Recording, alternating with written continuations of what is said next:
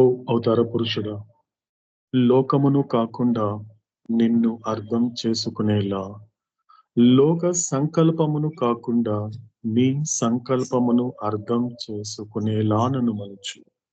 శాశ్వత ప్రియతమ అవతార్ మెహర్ బాబా కీ జై. అందరికీ జై మెహర్ బాబా అండి. శాశ్వత ప్రియతమ అవతార్ మెహర్ బాబా కీ జై. అందరికీ జై మెహర్ బాబా. జై మెహర్ బాబా. శాశ్వత ప్రియతమ అవతార్ మెహర్ బాబా కీ జై. జై మెహర్ బాబా అందరికి. జై మెహర్ బాబా అన్నయ్య. జై మెహర్ బాబా. జై మెహర్ బాబా.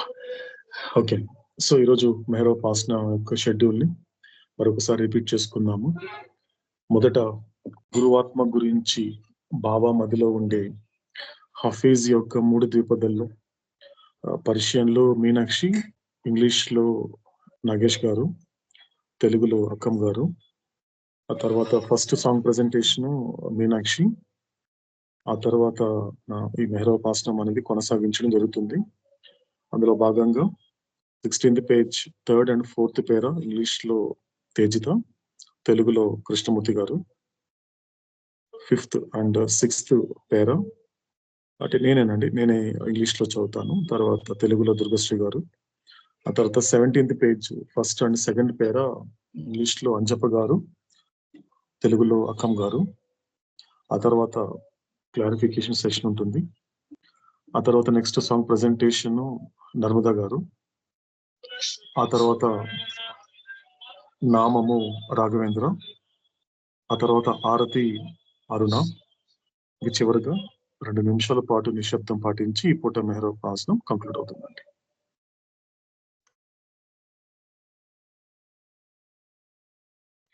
శాశ్వత ప్రియతమ అవతార్ మెహర్ బాబా కీ జై. అందరికీ జై మెహర్ బాబా. मजान से चुनो चरादम के बंदे मुकबिल, कबूल कर दे जान हर सुकान के सुल्तान गुफ्त. जो बिश्नवी सुकान अहले दिल मगू के कतास्त, सुकान शेनाज नाये दिल बरा कता इंजास्त. बंदे फिर मघोनम की जहलम बिरहद, फिर मा हरचे कोनाद इन Anayat बाशद. Khwaja Shamsuddin Mohammad हफीजी Siraj, eternal beloved avatar meher baba ki jai. Befitting a fortunate slave, carry out every command of the master without any question of why and what. About what you hear from the master, never say it is wrong, because, my dear, the fault lies in your own incapacity to understand him. I am slave of the master who has released me from ignorance. Whatever my master does is of the highest benefit to all concerned. Hafiz.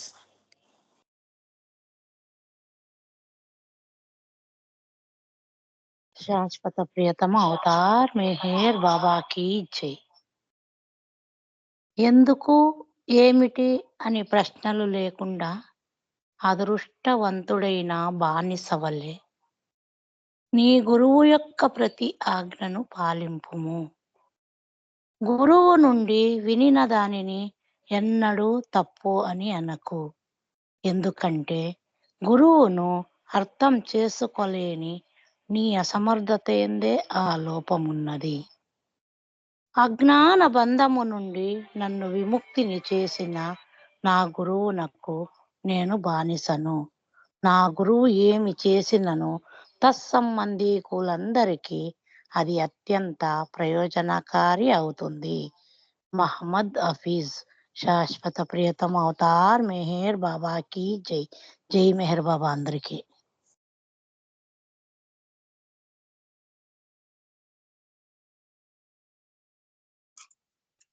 శాశ్వత ప్రియతమ Avatar Meher బాబా key జై. సాధారణంగా మన జీవితంలో మనం తెలిసినా తెలియకపోయినా అవతారుడు ఒక మెహరోపాసన కూర్చోబెట్టినా కూర్చోకపోయినా కూడా కొన్ని విషయాలు మనము ఒక చింతించడం అనేది జరుగుతుంటుంది మనకి. ఎందుకంటే నాన్న ఒక క్లారిటీగా మనకి ఆ చింత అనేది ఆ చింతానికి మూలం ఏది అంటే సంస్కారాలు అంటాడు బావ మనకి. ఎందుకంటే ఆ సంస్కారాలే ఈ విధంగా చూపిస్తుంది అంటాడు బావ మనకిక్కడ. ఆ ఒక చింత ఆ చింతని విడనాడి ఒక భగవంతునికి శరణు పొందు. అప్పుడే నీకు ఈ చింతలన్నీ వెళ్ళిపోయి ఆ చింతన వస్తుంది. ఆ చింతన నుంచి నిశ్చింత నువ్వు పొందుతావు అనేసి ఇక్కడ అన్నమయ్య ఈ పాట ద్వారా మనందరికీ కూడా తెలియజేస్తున్నాడు. అంతే కాకుండా ఒక ఒక మొత్తం సారాంశాన్ని మనకి ఒక గుప్పెట్లో అందిస్తున్నాడు ఇక్కడ మనకు అన్నమయ్య. సో ఆ సాంగ్ వచ్చేసి ఇది శాశ్వత ప్రీతం అవతార్ మెహర్ బాబాకి జై.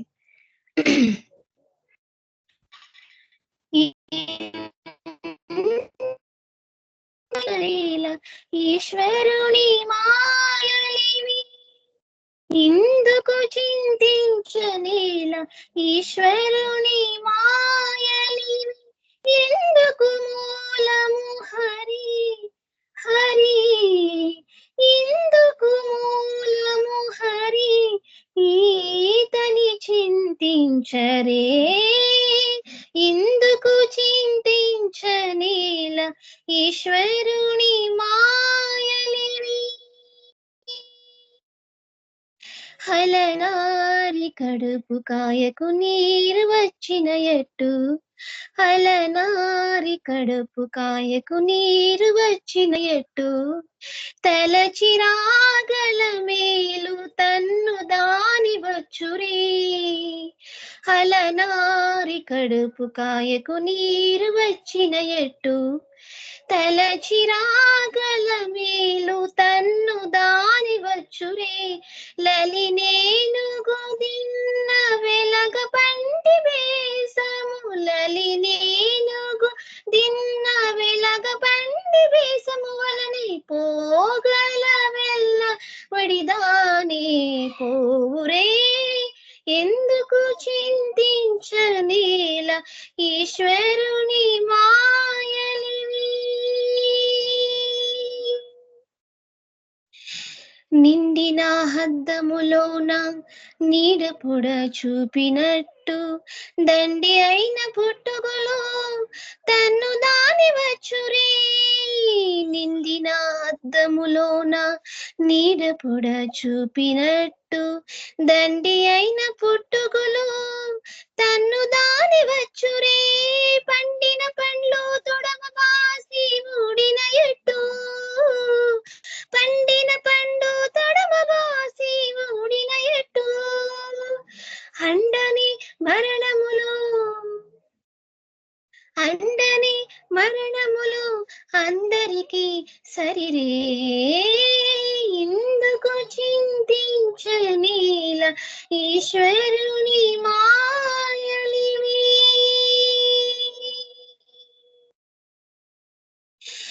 పెనురాతిపై కడవ పెట్టగా కుదురైనట్టు, పెనురాతిపై కడవ పెట్టగా కుదురైనట్టు, తన్ను దాని చింతింప తలపు నిలుచురే, పెనురాతిపై కడవ పెట్టగా కుదురైనట్టు, తన్ను దాని చింతింప దలపు నిలుచురే, ఘనుడు శ్రీ వెంకటేశు గని శరణన్న చాలు, ఘనుడు శ్రీ వెంకటేశు గని శరణన్న చాలు, వెనక పాపాలు మంచు విచ్చునట్టు విచ్చురే, ఎందుకు చింతించనేల ఈశ్వరుని మాయలివి, ఇందుకు మూలము హరి హరి,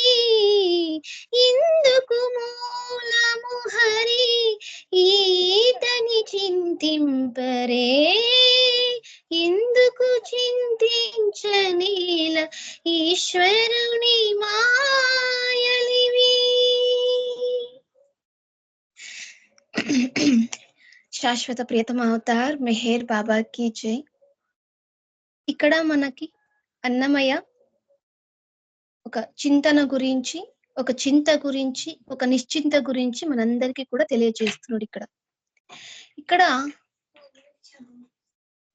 నానామలు ಕೊಡ್ತೀನಿ 2 ನಿಮಿಷ ನಡಿ ಮತ್ತೆ ಡೋರ್ ಕ್ಲೋಸ್ ಮಾಡ್ಕೊಂಡು ಆಮೇಲೆ ಅಪ್ಪ ಕೊಡ್ತೀವಿ ಹೋಗಿ ಬಾಬಾ ಅಷ್ಟೇ జయ మెహర్ బాబా డోర్ క్లోజ్ ಮಾಡಿ. ఇక్కడ మనకి అన్నమయ్య 2 నిమిష ಬಂದೆ మలికో. ఇక్కడ మనకి అన్నమయ్య చింత గురించి, నిశ్చింత గురించి, చింతన గురించి షేర్ చేస్తూ క్లోజ్ ಮಾಡಿ. ఇక్కడ అన్నమయ్య మనకి ఆ ఈశ్వరుడి సంకల్పం చేతని కూడా అన్ని కూడా జరుగుతుంటాయి.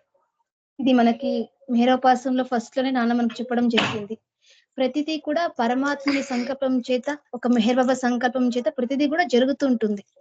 అలా జరుగుతున్నప్పుడు నువ్వెందుకు ఆ మూలమైనటువంటి ఆయన్ని పట్టుకొని ఆయన్ని గురించి నువ్వెందుకు చింతించడం లేదనేసి ఇక్కడ మనకు అన్నమయ్య మనందరికీ కూడా క్వశ్చన్ వేస్తున్నాడు. ఎందుకంటే చింత అనేది ఎప్పుడు వస్తుందంటే, నాన్న ఆయన ఒక భాషలో చెప్పాడు, మనకి లిమిట్ ఉంది.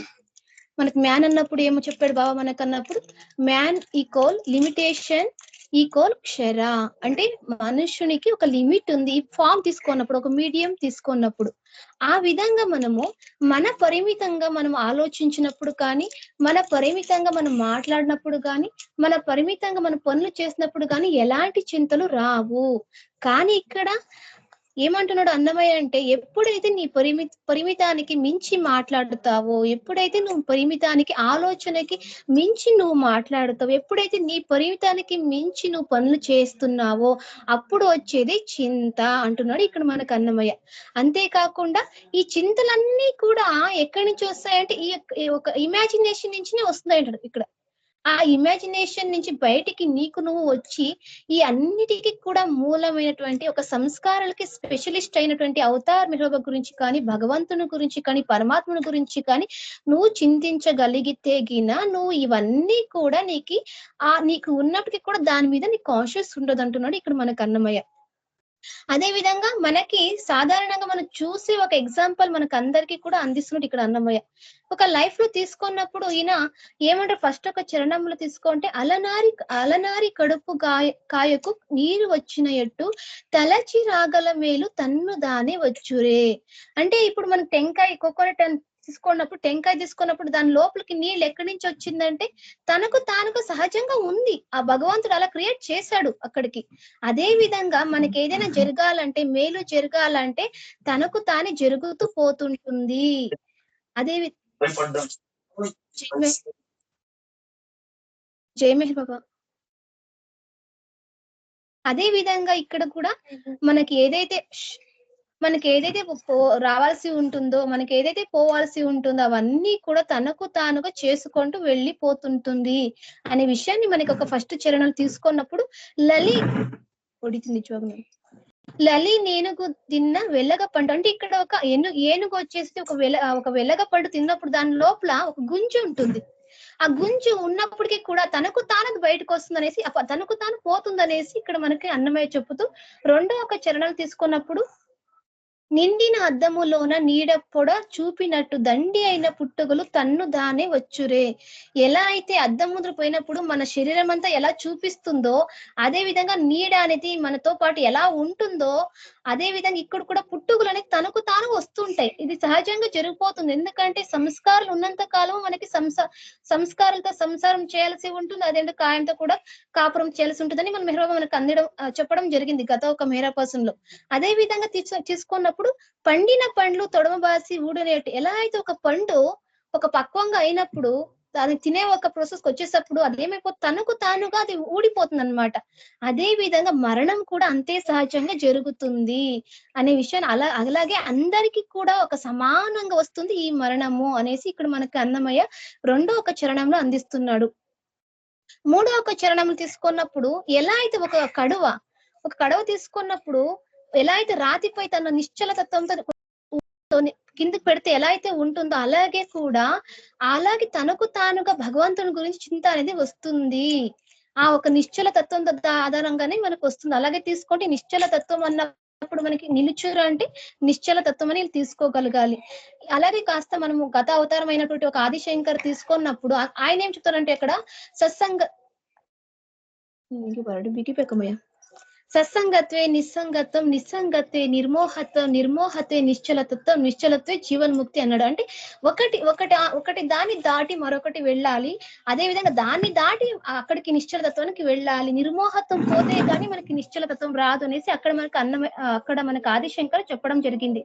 అదే విధంగా ఇక్కడ తీసుకుంటే గనుడు శ్రీ వెంకటేశు గని శరణన్న చాలు, వెనక పాపాలు మంచు విచ్చునట్టు విచ్చురే. అంటే ఈయన ఏమంటున్నాడంటే అన్నమయ్య, మనం ఎన్నెన్నో పాపాలు చేసినకి కూడా ఆయన దగ్గర ఆయన పాదలు నువ్వు తప్ప నాకు గతి ఎవరు లేరు తండ్రి అని ఆయనకి శరణం చేసామనుకో, మనం చేసిన సంస్కారాలు కావచ్చు, పాపాలు కావచ్చు, అవన్నీ కూడా వెళ్ళిపోతాయి అంటున్నాడు ఇక్కడ మనకు అన్నమయ్య. ఇక్కడ ఈ ఒక సంకీర్తన మనకు 5 విషయాల్లో గుప్పెట్లో కూడా అందిస్తున్నాడు మనకి. ఎలా అయితే వచ్చురే, పోవురే, శరీరే, నిలుచురే, విచ్చురే, ఇది ఎలా తీసుకోవాలన్నప్పుడు మనకి ఎలా అయితే ఏదైతే మనకి అంది భగవంతుడు అనేవాడు తనకొక యూనివర్సల్ లా పెట్టుకున్నప్పుడు, నాన్న ఏమన్నాడు, నా యూనివర్సల్ లా తీసుకున్నప్పుడు పుణ్యము చేత సుఖము, పాపము చేత దుఃఖము, అదే విధంగా జ్ఞానము చేత మోక్షము, ఇలా ఆయన ఒక యూనివర్సల్ లా ప్రకారం ఆయన ఒక సంకల్పం మేరకు ఈ ఒక సృష్టిలో ప్రతిదీ కూడా నడిపిస్తూ ఉంటాడనమాట. ఇలా ప్రతిదీ కూడా ప్రతి ఒక్క జీవాత్మకి కూడా ఏదైతే పొందాలి ఉంటుందో, ఏదైతే రావాల్సి ఉంటుందో అవన్నీ కూడా తనకు తాను సహజంగా జరిగిపోతుంటాయి. అంతేకాకుండా ఎలా వస్తాయో అలాగే పోతాయి. మనం ప్రత్యేకంగా వాటిని తోసి వేయాల్సిన అవసరం లేదు. ఎలా అయితే సహజంగా వస్తుందో అలాగే సహజంగా అది అంతే ఒక సునాయాసంగా అంతే దీంట్లోనే వెళ్ళిపోతున్నట్టు. అదే విధంగా ఒక శరీరం అన్నప్పుడు మరణం తీసుకున్నప్పుడు అక్కడ ప్రతి జీవాత్మకి మరణం అనేది ఖచ్చితం. ఇది అందరికీ తెలిసిన విషయమే. కానీ అది వచ్చేసరికి మాత్రం మనం అసహజంగా మనం రియాక్ట్ అయిపోతుంటాం అనమాట. అంటే ఇక ప్రతి జీవాత్మకి కూడా మరణం అనేది ఖచ్చితం అని చెబుతూ, అదే విధంగా ప్రతి ఒక్క జీవాత్మ కూడా ఎలా ఉండాలి, నిశ్చలతత్వం కలిగి ఉండాలి. అలా చేసినప్పుడే మనకి ఆ భగవంతుని దగ్గర శరణాగతి పొందినప్పుడు మనలో ఉండే అజ్ఞానం అంతా వెళ్ళిపోతుంది అంటున్నాడు ఇక్కడ అన్నమయ్య. ఈ ఒక సంకీర్తనకి నేను కనెక్ట్ చేసుకుంటుంటే ఒక రమణ మహర్షి 2 నిమిషాలే 2 నిమిషాలు బాబాయ్ది మెసేజ్ వెళ్ళిపోతుంది. 2 నిమిషాలు.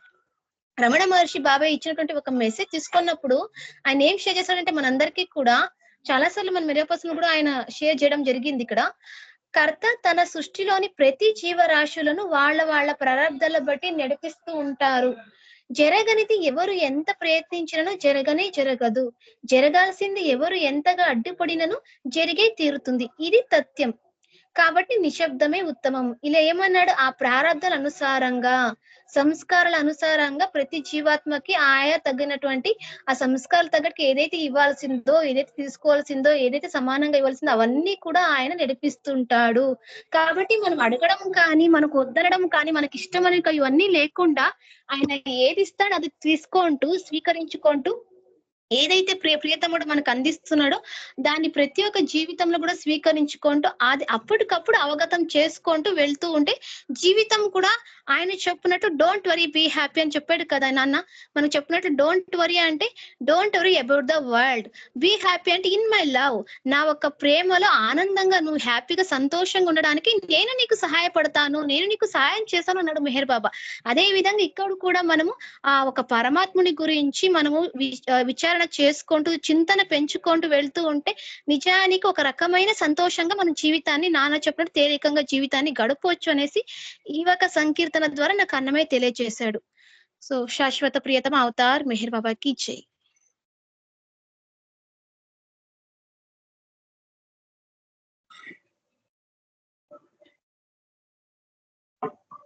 అంటే ఈ సంకీర్తన అన్నమయ్య తన స్టైల్లో డోంట్ వరీ బీ హ్యాపీ అంటున్నాడు తన స్టైల్లో. అంటే ఇక్కడ పల్లవి తీసుకుంటే ఒక ప్రశ్న ఇస్తున్నాడు, ఒక ప్రశ్న అనేది ఉంటుంది. అంటే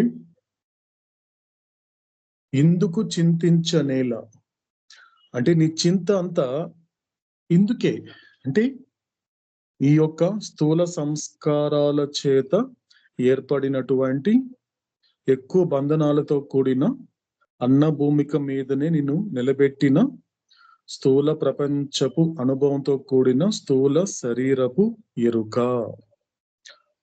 ఇందుకు అంటున్నాడు, ఇందులో ఏమి లేదు కదా, ఇందుకు చింతించనేల. ఈశ్వరుని మాయ ఇదంతా ఎవరిది అంటే మనం ఏదైతే ప్రయాణం చేస్తున్నామో, ఎవరి యొక్క అవతార పురుషుడి మాటలు ఏదైతే ఆలకిస్తున్నామో ఆ మాటలన్నీ కలిపి అదే మాయకి, అదే భ్రాంతికి అవతార పురుషుడైన మెహర్ బాబా అంకితం ఇవ్వడం జరిగింది. అంటే మాయావి దానికన్నప్పటికీ మాయకే నీ ప్రాధాన్యత ఇవ్వడం వలన నీకు ఈ చింత వచ్చింది.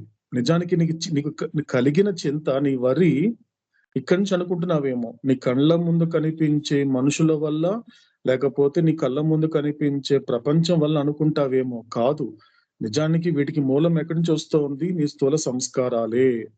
కాబట్టి అందుకే ఇందుకు చింతించనేలా ఈశ్వరుని మాయలివి. అదే విధంగా ప్రశ్నిస్తున్నాడు ఇంకొక రకంగా. 2 రకాల ప్రశ్నలు మనకి ఒక పల్లవిలో కనబడుతుంది. ఎందుకంటే పద పితామహుడైన పదాన్ని ఎలా ప్రయోగించాలి, ఆ పదాన్ని అందిస్తున్నప్పుడు అది ఏ విధంగా జీవుడు ఒక సునాయాసంగా అందుకోగలగాలి అనే ఉద్దేశంతో పద ప్రయోగం చేశాడు అన్నమయ్య. అందుకే ఆయనని పద పితామహుడు అంటారు. అంటే ఆ పదాన్ని ప్రయోగించడంలో హీస్ లైక్ ఎ ఫాదర్, అంటే ఫాదర్ ఆఫ్ ఎక్స్ప్రెసింగ్ వర్డ్స్ అన్నమాట. అలా ఎక్స్ప్రెస్ చేస్తున్నాడు ఆయన. కాబట్టి 2 రకాలైనటువంటి ప్రశ్నలు వేస్తున్నాడు జీవుడిని. సో కాబట్టి ఇందుకు చింతించనేలా ఈశ్వరుని మాయలివి, ఎందుకు మూలము హరిని చింతించరే. కానీ ఎందుకు నువ్వు వీటన్నిటికీ మూలమైన వాడు, ఆధారమైన వాడు, వాడు అంటే ఆ హరిని గురించి ఎందుకు, ఆ యొక్క మాయావి గురించి ఎందుకు నువ్వు చింతించలేకపోతున్నావు? ఎందుకంటే ఈ చింతకి ఆ చింతకి తేడా ఏమవుతోంది అంటే, సాధారణంగా ఎలా ఉంటుంది అంటే, ఒక జీవుడు పడే చింత అనేది ఎలా ఉంటుంది అంటే, అది ఎప్పుడు ఒక పని పెట్టే పనితో అనుసంధానించబడి ఉంటుంది. అంటే నీకు కలిగిన చింత ఒక్కసారి నిన్ను ప్రశ్నించుకో. ఊహ తెలిసినప్పటి నుండి ఇప్పటి వరకు కొన్ని చింతలు కంటిన్యూగా నువ్వు చింతిస్తూనే ఉంటావు. ఒక్కసారి నిన్ను పరిశీలించుకుంటే అంటాడు అవుతాడు. ఒక్కసారి నీ ఊహ తెలిసినప్పటి నుండి లోకంలోకి వచ్చిన తర్వాత, ఊహ తెలిసిన తర్వాత, పుట్టిన తర్వాత కాదు, నీకు ఊహ తెలిసిన తర్వాత ఏది మంచి ఏది మంచి కాదు అనేటువంటి కాస్త ఆ ఊహల్లో ఉన్నప్పుడే నువ్వు కొన్ని చింతలు చేస్తూనే ఉన్నావు. కానీ బాగా అబ్జర్వ్ చేస్తే కాస్త ఒక్కసారిగా తీవ్రమైనటువంటి ఆత్మ విమర్శన చేసుకుంటే, ఒక్కసారి తీవ్రమైన ఆత్మ విచారణ చేసుకుంటే చాలా వరకు ఆ చింతలన్నీ అక్కడి నుండి వచ్చింది. అప్పటి నుండి ఊహ తెలిసినప్పటి నుండి ఏమైపోతుంది నా జీవితము, ఎలా ఉంటుంది, ఎలా గడుస్తుంది, నిజానికి బాగా లోపల తొంగి చూస్తే నిజానికి ఆ భయాలన్నీ ఇప్పటికీ ఉంటాయి. ఆ భయాలు పోయిందనిపిస్తుందేం కానీ పోవడం ఉండదండి. ఎందుకంటే డబ్బు రానంత వరకు సాధారణంగా ఒక వ్యక్తికి ఒక భయం ఉంటుంది. ఈ యొక్క పేదరికం అనేది నా జీవితాంతం ఉంటుందా అని. ఒక పేదరికం పోయిన తర్వాత ఒక ధనవంతుడైనా కూడా మళ్ళీ ఆ భయం ఉంటుందండి. ప్రతి మనిషికి భయం ఉంటుంది. ఎక్కడైనా ధనం దూరం అయిపోతుందేమో, మళ్ళీ ఆ పేదరికం అనుభవిస్తానేమో. అంటే ఆ చింత అనేది ఎప్పుడూ ఒక పని పెట్టే పని వైపే తీసుకెళ్తుంది. దాని వలన ఏం జరుగుతోంది? ఆధ్యాత్మికంగా నువ్వు నష్టపోతున్నావే తప్ప నిజానికి నువ్వు భౌతికంగా అనిపిస్తుందేమో, నువ్వు భౌతికంగా చింతిస్తున్నంత కాలము ఆధ్యాత్మికంగా నువ్వు నష్టపోతున్నావు. అది నీకు తెలియటం లేదు. అంటే నువ్వు ఏదైతే కోరుకున్నావో అది కోరిక ఫలించి నీకు అది దక్కినప్పటికీ కూడా అది నువ్వు పూర్తిగా అనుభవించలేవు. బాగా అబ్జర్వ్ చేస్తే అదే సంస్కారాల లక్షణాలు, సంస్కారాల యొక్క స్వరూపం ఎలా ఉంటుంది అంటే, ఏదైనా దక్కనంత వరకు దాని గురించి చింత ఉంటుంది. దక్కిన తర్వాత ఇది ఎక్కడ దూరం అయిపోతుంది అనేది మరొక చింత ఉంటుంది. 2 రకాలుగా ఉంటుంది సాధారణంగా. ఎందుకంటే తృప్తి ఉండదు. కాబట్టి నువ్వు ఏదైతే కోరుకున్నావో, ఏ సంతోషంగా ఉండాలనుకుంటున్నావో, ఏ చింత అయితే దూరం చేసుకోవాలనుకుంటున్నావో, అది నీకు నీ తత్వం తెలియనంత వరకు ఆ చింత దూరం అవ్వదు. అందుకు అక్కడ అన్నమయ్య ఏం చెప్తున్నాడు అంటే, ఒక విధంగా అసలు ఏమీ లేదు కదా, ఎందుకు చింతిస్తున్నావు, ఇదంతా మాయే కదా. కలలో కలగంటున్నావు నాకు ఇలా ఉంది, నేను ఇలా పరిస్థితిలో ఉన్నాను, నాకు ఆరోగ్యం బాగాలేదు, లేకపోతే ఈ విధంగా నేను సరిగా లేను అనేది నువ్వు కలగంటున్నావు. ఇదంతా కూడా ఈశ్వరుని మాయే. కాబట్టి ఎందుకు మూలము హరిని ఎందుకు చింతించటం లేదు అంటే ఆ చింతకి ఈ చింతకి డిఫరెన్స్ ఏంటి అంటే, ఆ చింత ఏం చేస్తుంది అంటే లోకోపాసనములో నీకు కలిగే చింత పని పెట్టే పని కాబట్టి ఇప్పుడు ఒక చింత నుండి మరో చింతకి దారి తీస్తుంది. కానీ నువ్వు విచారణ చేస్తున్నప్పుడు, ఒక మెహరోపాసన చేస్తున్నప్పుడు నీకు కలిగే చింత అనేది ఎలా ఉంటుంది అంటే, ఈయన గురించి ఎందుకు చింతించడం లేదు అంటే, లోకోపాసనంలో కలిగే చింతకి మెహరోపాసనంలో కలిగే చింతకి డిఫరెన్స్ ఏంటి అంటే, ఇక్కడ ఎవరి గురించి నువ్వు చింతించవలసి ఉన్నదో అంటే ఒక విలువైన చింత. ఈ చింత వల్ల ఏం జరుగుతుంది అంటే నీకు చింతన ఏర్పడుతుంది. అంటే వర్రీ నుండి ఎప్పుడు హ్యాపీగా ఉంటావు అంటే, సరిగ్గా కాస్త విచారణ చేసుకుంటే ఒక 3 స్టేజెస్ ఉంటుందండి. దర్ ఇస్ 3 స్టేజెస్ అన్నమాట టు బి హ్యాపీ ఆల్వేస్. ఎల్లప్పుడూ సంతోషంగా ఉండడానికి నిజమైన సంతోషం. నీకు ఏదైనా ఉంటే సంతోషం కలగడం కాదు, ఏమి ఉన్నా లేకపోయినా నిజ స్థితిలో నువ్వు సంతోషంగా ఉండే అవకాశం ప్రతి మానవుడికి ఉంది అనే విషయాన్ని అవతార పురుషుడు బల్లగుద్ది చెప్తున్నాడు. నీకు ఏదైనా ఉంటే హ్యాపీగా ఉంటుంది అనిపిస్తుంది కదా, అది నిజమైన హ్యాపీ కాదు. నీకు ఏది ఉన్నా లేకపోయినా నువ్వు నీ నిజ స్థితిలో ఉండగలిగితే నువ్వు ఎప్పుడు హ్యాపీగా ఉంటావు. అలాంటి వాడిని ఉద్దేశించి చెప్పిందే మెహర్ బాబా, బీ హ్యాపీ ఆల్వేస్. కాబట్టి ఇక్కడ ఏమవుతోంది అంటే ఎక్కడ ఈ యొక్క లోకేశుడి గురించినటువంటి కలిగిన చింత ఎక్కడ దారి తీస్తుంది? చింతన. నిన్ను నువ్వు తెలుసుకునేలా చేస్తుంది ఈ చింత. ఆ చింతన నుండి నువ్వు నిశ్చింతగా ఉంటావు. కాబట్టి ఎవరి గురించి అయితే చింతించాలో అలాంటి వాడి గురించి నువ్వు చింతించడం వలన నీకు ఒక చింతన ఏర్పడుతుంది. చింతన అంటే ఏంటి? ఈ చింత అంతా కూడా ఈ సంస్కారాల ఫలితాలే తప్ప. కాబట్టి ఈ సంస్కార రహితం కానంత వరకు నాకు ఈ చింత అనేది పోదు అనేటువంటి నిర్భయంతో కూడిన నిర్ణయానికి రావడము. కాబట్టి ఈ యొక్క లోకేశుడు గురించినటువంటి చింత చేయడం వలన అది చింతన వైపు దారితీస్తుంది. చింతన నుండి నిశ్చింతగా ఉంటావు. ఈ నిశ్చింత నువ్వు ఏదైతే కోరుకున్న జీవితం అనుభవిస్తున్నప్పుడు కాదు, ఏది జరిగినా జరగకపోయినా కర్తని నమ్ముకుంటూ, రమణ మహర్షి చెప్పిన పాయింట్ తీసుకుంటే, అవతాడు చెప్పిన పాయింట్ తీసుకుంటే, అంటే యు ఆర్ నాట్ డూయర్. నువ్వు కర్తవి కాదు. అటు రమణ మహర్షి చెప్పిన కర్త కావచ్చు, అవతాడు చెప్పే డూయర్. నువ్వు చేసేవాడివి కాదు, నువ్వు చేసేవాడి చేతిలో పనిముట్టు మాత్రమే అని అనుకుంటే, కాబట్టి అది గనుక నువ్వు రాగలిగితే ఎవరున్నా లేకపోయినా, ఏమున్నా లేకపోయినా నువ్వు నిశ్చింతగా ఉంటావు అనేటువంటి మాటని చాలా స్పష్టపరుస్తున్నాడు అన్నమయ్య ఈ సంకీర్తన ద్వారా. కాబట్టి ఇంతవరకు మనకి మీనాక్షి అందించినటువంటి సంకీర్తన అన్నమయ్య స్టైల్లో don't worry be happy. So కాబట్టి ఇది మనకి అన్నమయ్యకి సంబంధించినటువంటి సంకీర్తనకి సంబంధించిన వివరణ అండి, క్లుప్తంగా. ఓకేనండి. ఇక మనకి అవతాడు చెప్పే మాటకి దగ్గరికి వస్తే, సో నిన్నటి వరకు మనకి ఆల్మోస్ట్ నిన్నంతా కూడా మనకి RRR సరిపోయింది. సో RRR మనం రివిజన్ చేసుకుంటూ రిపీట్ చేసుకుంటున్నాం కాబట్టి, సో ఈ రోజు మనకి ఎక్కడికి వచ్చాడు మనం? అవతాడు అలా కొనసాగిస్తూ తన మాటల్ని కొనసాగిస్తూ అవతార పురుషుడైనటువంటి మెహర్ బాబా భగవంతుడిగా మాట్లాడుతూ అందిస్తున్నటువంటి గాడ్ స్పీక్స్ లో సెకండ్ పార్ట్ కి మనల్ని తీసుకురావడం జరిగింది. కాబట్టి నిన్న కూడా మనం దాని గురించినటువంటి ఒక RRR పెట్టుకున్నాం. సో కాబట్టి దాని గురించిన రివిజన్ అనేది చేయడం జరిగింది. సో చేసిన తర్వాత ఏం జరిగింది? సెకండ్ పార్ట్ కి వచ్చేసరికి the initial urge, the journey of evolving consciousness అనే దాన్ని అవుతాడు. సో కొనసాగించుకుంటూ నిన్న మనకి స్పష్టంగా కంక్లూషన్ టైంలోనే ఒక విచారణ కూడా జరిగింది. ఏంటి? ఆల్రెడీ రీఇన్కార్నేషన్ కి వచ్చేసాం కదా, హ్యూమన్ ఫామ్ కి వచ్చేసాం కదా, మళ్ళీ ఎందుకు ఎవల్యూషన్? ఇది ప్రశ్న కాదండి, మళ్ళీ రిపీట్ చేసుకుంటున్నాం.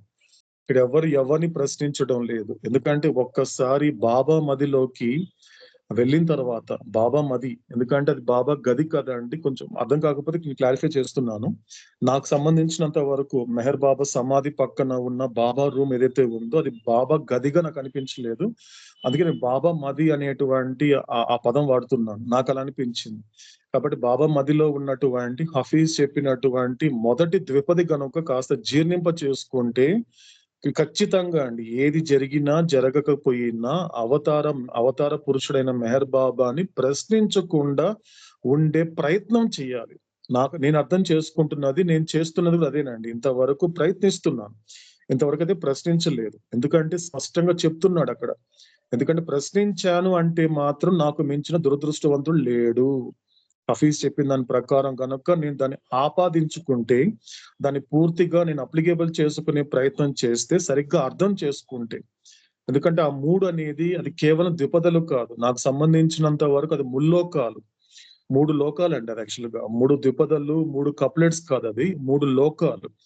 అంటే అన్న భూమిక కావచ్చు, ప్రాణ భూమిక, తర్వాత మానసిక భూమిక, మనోభూమిక అనేటువంటి త్రిలోకాలు. అంటే త్రిలోకాధిపతి అయినటువంటి అవతార పురుషుడి యొక్క తత్వం అర్థం కావాలి అంటే ఈ 3 లోకాల్ని అర్థం చేసుకోవాలి. కాబట్టి అటువంటిది. కాబట్టి మొట్టమొదటిది ఏంటి అంటే ఏ విధంగానూ ప్రశ్నించకూడదు అనేది నేను వ్యక్తిగతంగా నేను చేసినటువంటి ప్రయాణపు అనుభవం ద్వారా నేను నేర్చుకున్నదని చెప్పను, నేర్చుకుంటున్నాను. కాబట్టి ఆలకిస్తున్నాను కాబట్టి సో ప్రశ్నించకూడదు. కాబట్టి నేను నా సంస్కారాలకి ఏం చెప్పుకుంటున్నాను అంటే, ఏది నమ్మించుకుంటున్నాను అంటే, నా లైఫ్ లో ఏది జరిగినా జరగకపోయినా కూడా ఎట్టి పరిస్థితిలో కూడా ఆయనని ప్రశ్నించకూడదు. బాబా ఎందుకు ఇదంతా జరిగింది, నా జీవితం ఎందుకు ఇలా తయారయ్యింది, ఎందుకు నేను ఇలా ఉన్నాను, నా చుట్టూ పరిసరాలు ఎందుకు అలా ఉన్నాయి, నా పరిస్థితులు ఇలా ఎందుకు ఉన్నాయి అని అడిగాను అనే ఆలోచన కూడా పడింది అంటే, నాకు మించిన దురదృష్టవంతుడు ఈ లోకంలో ఉంటాడు. అది దురదృష్టమే. దురదృష్టం అంటే ఏంటి? ఆధ్యాత్మిక నష్టపోవడమే. ఎందుకంటే ఆయన ప్రశ్నించేటువంటిది ఆయన కాదండి, ఎవరిని కూడా ప్రశ్నించడానికి లేదు ఇక్కడ. ఎవరిని ప్రశ్నించడానికి లేదు. వచ్చిన పని చూసుకుంటూ ఈ ప్రపంచంలో ఎందుకోసం అయితే పంపించాడో ఆ పని మీదనే ఫోకస్ చేసుకుంటూ, కాబట్టి అవతాడు చెప్పినటువంటి అతి ముఖ్యమైనటువంటి పాయింట్ లో రమణ మహర్షి చెప్పిన పాయింట్ తీసుకుంటే 100 వేలైపారు సుమ్మాయిరు. అంటే ఏమవుతుంది? నోరు మూసుకొని ఉండి వచ్చిన పని చూసుకొని పోతూ ఉండు, మిగతా వాళ్ళ సంగతి నీకు అవనవసరం లేదు. కాబట్టి మిగతా విషయాలు అవసరం లేదు. నీ గురించినటువంటి విచారం చేసుకుంటూ, నీలో ఉన్న మురికిని క్లీన్ చేసుకుంటూ, నిన్ను నువ్వు కాస్త ఉద్ధరించుకోగలిగితే, నిన్ను నువ్వు సరిదిద్దుకోగలిగితే సమస్త లోకాన్ని సరిదిద్దినట్లే. కాబట్టి ఎవరినో ప్రశ్నించి వాళ్ళ నుంచి అవసరం లేదు, నిన్ను నువ్వు ప్రశ్నించుకోవాలి. మన మెహరోపాసనం అంతా ముఖ్య టార్గెట్ అదే. కాబట్టి ఎవరినో ప్రశ్నించడం కాదు, ఎవరినో అడగడం కాదు, నిన్ను ప్రశ్నించుకొని నీలో ఉన్నటువంటి ఏదైతే ఉన్నాయో పక్కవాడిలో నువ్వు చూసే లోపాల కన్నా నీలో లోపాలు చూసుకుంటే చాలా ఉంటుంది. కాబట్టి పక్కవాడి మురికి చూసే లోపల నీ లోపల చూస్తే ఆ మురికి నువ్వు శుభ్రపరచుకుంటే జన్మ సరిగ్గా సరిపోతుంది అనేది నాకు కలిగినటువంటి అవగాహన అండి. ఎవ్వరి మురికి గురించి, పక్కవాడి మురికి గురించి కూడా మాట్లాడే టైం కానీ ఎనర్జీ అవసరం లేదు. కాబట్టి అవతార్ చెప్పే మాట ఏంటి? ఎవరి మురికిని వాళ్ళు క్లీన్ చేసుకోగలిగితే ఈ జన్మ సరిగ్గా సరిపోతుంది, వచ్చిన పని సరిగ్గా అయిపోతుంది. నీ పని మాత్రమే, నీ పరిమితులు చెయ్యాలి, ప్రపంచంలో చేయకూడదు అనే మాట కాదండి. ఇక్కడ ఎస్కేపిజం కాదు. ఇక్కడ అవతాడు చెప్పిన మాట ప్రకారం ఇక్కడ ఏంటి అన్నప్పుడు నీ లిమిటేషన్ వరకు ఈ ప్రపంచంలో నువ్వు ఎంత వరకు ఆలోచించగలవు అంతవరకు ఆలోచించు. నీ లిమిటేషన్ వరకు నువ్వు ఎంత వరకు మాట్లాడగలవో అంతవరకే మాట్లాడు. నీ లిమిటేషన్ ప్రకారం నువ్వు ఎటువంటి కర్మలు చేయాలో అటువంటి కర్మలు మాత్రమే చేసి విడిచిపెట్టు. పట్టుకోకూడదు. అవతాడు అది ఎప్పుడు చెప్తూ ఉంటాడు. నేను ఏదైతే పని చేయమని చెప్పానో ఆ పని చేసి రిజల్ట్ నాకు విడిచిపెట్టు, ఫలితం నీకొద్దు. నిజానికి చింత ఎక్కడ స్టార్ట్ అవుతుంది? నువ్వు ఎగ్జామ్ ఇంకా రాయడానికన్నా ముందే నువ్వు ఇప్పుడు చింతించడం మొదలు పెడితే అది ఎగ్జామ్ ఇలా ఉంటుంది అన్నప్పుడు నువ్వు రాసేదాన్ని బట్టి ఎగ్జామ్ రిజల్ట్ ఉంటుంది. నువ్వు భయపడితే ఎగ్జామ్ రాస్తే నువ్వు సరిగ్గా క్వశ్చన్ పేపర్ సరిగ్గా కనబడదు. కాబట్టి అది కాదు. కాబట్టి ఎవరిని కూడా ప్రశ్నించడానికి అవసరం లేదు, లోకాన్ని ప్రశ్నించాల్సిన అవసరం లేదు, లోకేశుడిని ప్రశ్నించాల్సిన అవసరం అంతకంటే లేదు. కాబట్టి నాకు కలిగిన అవగాహన ఏంటి అన్నప్పుడు అవతార్ మెహర్ బాబాని నేను గనుక ప్రశ్నించితే, కాబట్టి హరిప్రసాద్ మించినటువంటి దురదృష్టవంతుడు ఈ లోకంలో ఉండడు. అది స్పష్టంగా చెప్తున్నాడు. మీకు డైరెక్ట్ గా కనబడదండి, కొద్దిగా దాన్ని అర్థం చేసుకుంటే అదృష్టవంతుడైన బానిస ఎప్పుడవుతాడు అంటే, అవతార్ మెహర్ బాబా చెప్పిన ప్రతి మాటని నేను క్యారీ చేసేలా ఉండాలి నా జీవితం. ప్రతి మాటని వినడం సరిపోదండి, ఎందుకంటే శ్రద్ధగా ఆలకిస్తూ ఇది గ్రాడ్యువల్ గా జరగాల్సినటువంటి ప్రాసెస్. క్యారీ అనేది అల్టిమేట్, చివరిగా చేయాల్సిన పని మొయ్యడమే. కానీ మొదట ఏం చెయ్యాలి? శ్రద్ధగా ఆలకించాలి. ఆలకించిన ప్రతి దాన్ని జీర్ణింప చేసుకోవాలి. జీర్ణింప చేసుకున్న దానిని గుప్పెట్లోకి అందుకోవాలి. గుప్పెట్లో అందుకున్న దానిని నిత్య జీవితంలో దానిని అప్లికేబుల్ చేయాలి. Practical spirituality. మెహరోపాసనం అంటే ఏమవుతుంది? Is a practical spirituality with Meher Baba. ప్రపంచంలో ఎలా ఉండాలి? అందుకే స్పష్టంగా చెప్పాడు అవుతాడు, ప్రపంచంలో ఉండు, తప్పు లేదు, నువ్వు ఎక్కడికి వెళ్ళాల్సిన అవసరం లేదు. కానీ ప్రపంచానికి చెందకుండా ఉండగలిగితే నువ్వు అప్పుడు దేనికి అంటుకోకుండా ఉంటావు, దేనికి తగులుకోకుండా ఉంటావు. అంటుకోకుండా ఉండడం అనేటువంటిది, తగులుకోకుండా ఉండడం అనేటువంటిది డిటాచ్మెంట్. ఇది మనకు అవతాడు చెప్పినటువంటి మాట. కాబట్టి ఇప్పుడు అవతాడు కొనసాగిస్తున్నటువంటి నిన్నటి నా కథ, అంటే జరిగిపోయిన నిన్నటి నా కథని మళ్ళీ ఎందుకు చెప్పాల్సి వచ్చింది అన్నప్పుడు ఒక విచారణ చేసుకోండి. ఇది ప్రశ్న కాదు, విచారణ చేసుకుంటే అవతాడు ఉద్దేశం ఏంటి అనేది నాకు కలిగినటువంటి ఒక అవగాహన మాత్రమేనండి. కాబట్టి నాకు ఎలా అనిపించింది అంటే, ఇప్పుడు నీకు ఇచ్చినటువంటి గొప్ప కానుకను గుర్తించాలి అంటే ఖచ్చితంగా నీకు డెఫినెట్ గా, ఎందుకంటే ఒక తండ్రి సాధారణంగా బిడ్డలకు ఆస్తిస్తున్నప్పుడు 2 రకాల తండ్రులు ఉంటారండి. 2 రకాల తండ్రులు ఎలా ఉంటారంటే, మొదటి రకం తండ్రి ఎలా ఉంటారు అంటే, సాధారణంగా తను ఎలా కష్టపడి సంపాదించాడో బిడ్డలకు చెప్పడు. ఆ తండ్రి తను ఎంత కష్టపడ్డాడో చిన్నప్పటి నుండి, ఎంతో ఒక సైకిల్ తొక్కడము, లేకపోతే ఎన్నో కష్టాలు పడి ఒక రోజుకు ఒక పూట తిని ఎంతో కష్టపడి సంపాదించినటువంటి సంపాదన ఏదైతే ఉందో, తన కష్టాన్ని చెప్పకుండా, తన కష్టాన్ని బిడ్డ ముందు దాచి తన సంపద అంతా బిడ్డకి ఇచ్చేస్తాడు. ఇది ఒక రకంగా ఉంటుంది. దానివల్ల ఆ బిడ్డ పడే లాభాల కన్నా నష్టాలు ఎక్కువ ఉంటాయి. అది మనం ప్రపంచంలో చూస్తున్నాం. సాధారణంగా తెలియదు ఆ బిడ్డకి, ఓహో నాకు ఇచ్చేసాడు కాబట్టి ఆయన కూడా ఎంజాయ్ చేస్తుంటాడులే, నన్ను ఎంజాయ్ చేయమంటున్నాడు అనేది ఆ బిడ్డ రకరకాలుగా స్వీకరించే అవకాశం ఉంటుంది. కానీ ఒక బాధ్యత గల తండ్రి, అంటే తన బిడ్డని సవ్యమైన మార్గంలో నడిపించాలి అనే ఉద్దేశంతో ఉన్నటువంటి తండ్రి రెండో రకం తండ్రి. అతను ఏం చేస్తాడంటే, అతను సంపాదించిన ప్రతి సంపాదన, ప్రతి రూపాయిని కూడా బిడ్డలకి పూసగుచ్చినట్టు చెప్తాడు. పూసగుచ్చినప్పుడు చెప్పినప్పుడు ఎలా ఉంటుంది అంటే, రే నేను గతంలో ఇలా చేశానురా, ఇలా సంపాదించానురా, ఈ విధంగా పేరు ప్రఖ్యాతులు సంపాదించానని అలా చెప్పి ఆ బిడ్డకు అందించడం వల్ల ఆ బిడ్డ నిజంగా విలువగా తీసుకుంటాడు, ఒక బాధ్యతగా తీసుకుంటాడు, ఒక రెస్పాన్సిబుల్ గా తీసుకుంటాడు. ఓహో ఇది నా తండ్రి ఇంత కష్టపడ్డాడు కాబట్టి దీనిని సవ్యంగా వాడాలి అనేటువంటి ఒక రెస్పాన్సిబుల్ గా ఉంటారు. ప్లస్ నెక్స్ట్ ఏంటి, కేర్ఫుల్ గా ఉంటాడు. సో మొదటి బిడ్డకి సాధారణంగా కేర్లెస్నెస్ ఉంటుంది. పర్వాలేదు, ఏం చేసినా చెప్పినా పర్లేదు, నా తండ్రి ఉన్నాడు, డబ్బు ఉంది కాబట్టి, పేరు ప్రఖ్యాతులు ఉంది కాబట్టి నా ఇష్టం వచ్చినట్టు అంటాడు. కానీ సెకండ్ కేటగిరీకి వచ్చేసరికి తండ్రి చెప్తాడు, ఇక్కడ అవతాడు అదే చేస్తున్నాడు. ఇప్పుడు నీకు మానవ జన్మ ఇచ్చేసాను, హరిప్రసాద్ అనేటువంటి వాడు మానవ జన్మలో ఉన్నాడు, ఇంకా హ్యాపీగా ఎంజాయ్ చేయొచ్చు, ఇంకేదైనా అనుకుని జరిగిపోయిందంటే ఎవరిని లెక్క చేయాల్సిన అవసరంలో నా ఇష్ట ప్రకారం విచ్చలవిడిగా తిరగచ్చు అనుకుంటే మాత్రము అది కరెక్ట్ కాదంటున్నాడు అవుతాడు. కాబట్టి ఇక్కడ స్పష్టంగా చెప్తున్నాడు, ఒరే నాయన నీకు మానవ జన్మనివ్వడానికి నేను ఎంత కష్టపడ్డానో, ఎంత శ్రమించాననే విషయం నీకు చెప్తాను. అది కాబట్టి నువ్వు రాతి నుండి నువ్వు వచ్చినప్పటి నుండి, లేకపోతే ఇనిషియల్ అర్జ్ అంటే హూ యామ్ అని ప్రశ్నించడం నుండి కూడా నేను వెంటాడుతూ ఉన్నాను, ఎలా నీకు కాన్స్టాంట్ గా నీతో తోడుగా ఉన్నాను.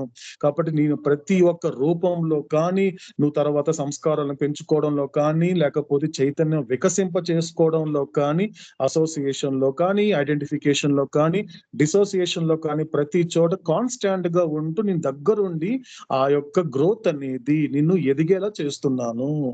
కాబట్టి ఇప్పుడు నువ్వు ఏదైతే పూర్తి చైతన్యము అంటే అనంత చైతన్యం అనేటువంటి భగవంతుడిగా అంటే పరమాత్మగా జీవించడానికి ఉపయోగపడే ఈ పూర్తి చైతన్యాన్ని ఎలా నేను సంపాదింప చేశానో నీకు ఒక్కసారి చూపిస్తాను. అప్పుడు చెప్పితే, గతంలో దీన్ని ఎలా సంపాదించుకున్నావో చెబితే, ఇప్పుడు ఈ పూర్తి చైతన్యాన్ని గుర్తించి ఖచ్చితంగా దానిని సవ్యమైన మార్గంలో ఖర్చు పెట్టు వచ్చిన పని పూర్తి చేసుకుంటావు. కాబట్టి అటువంటి తండ్రి అండి.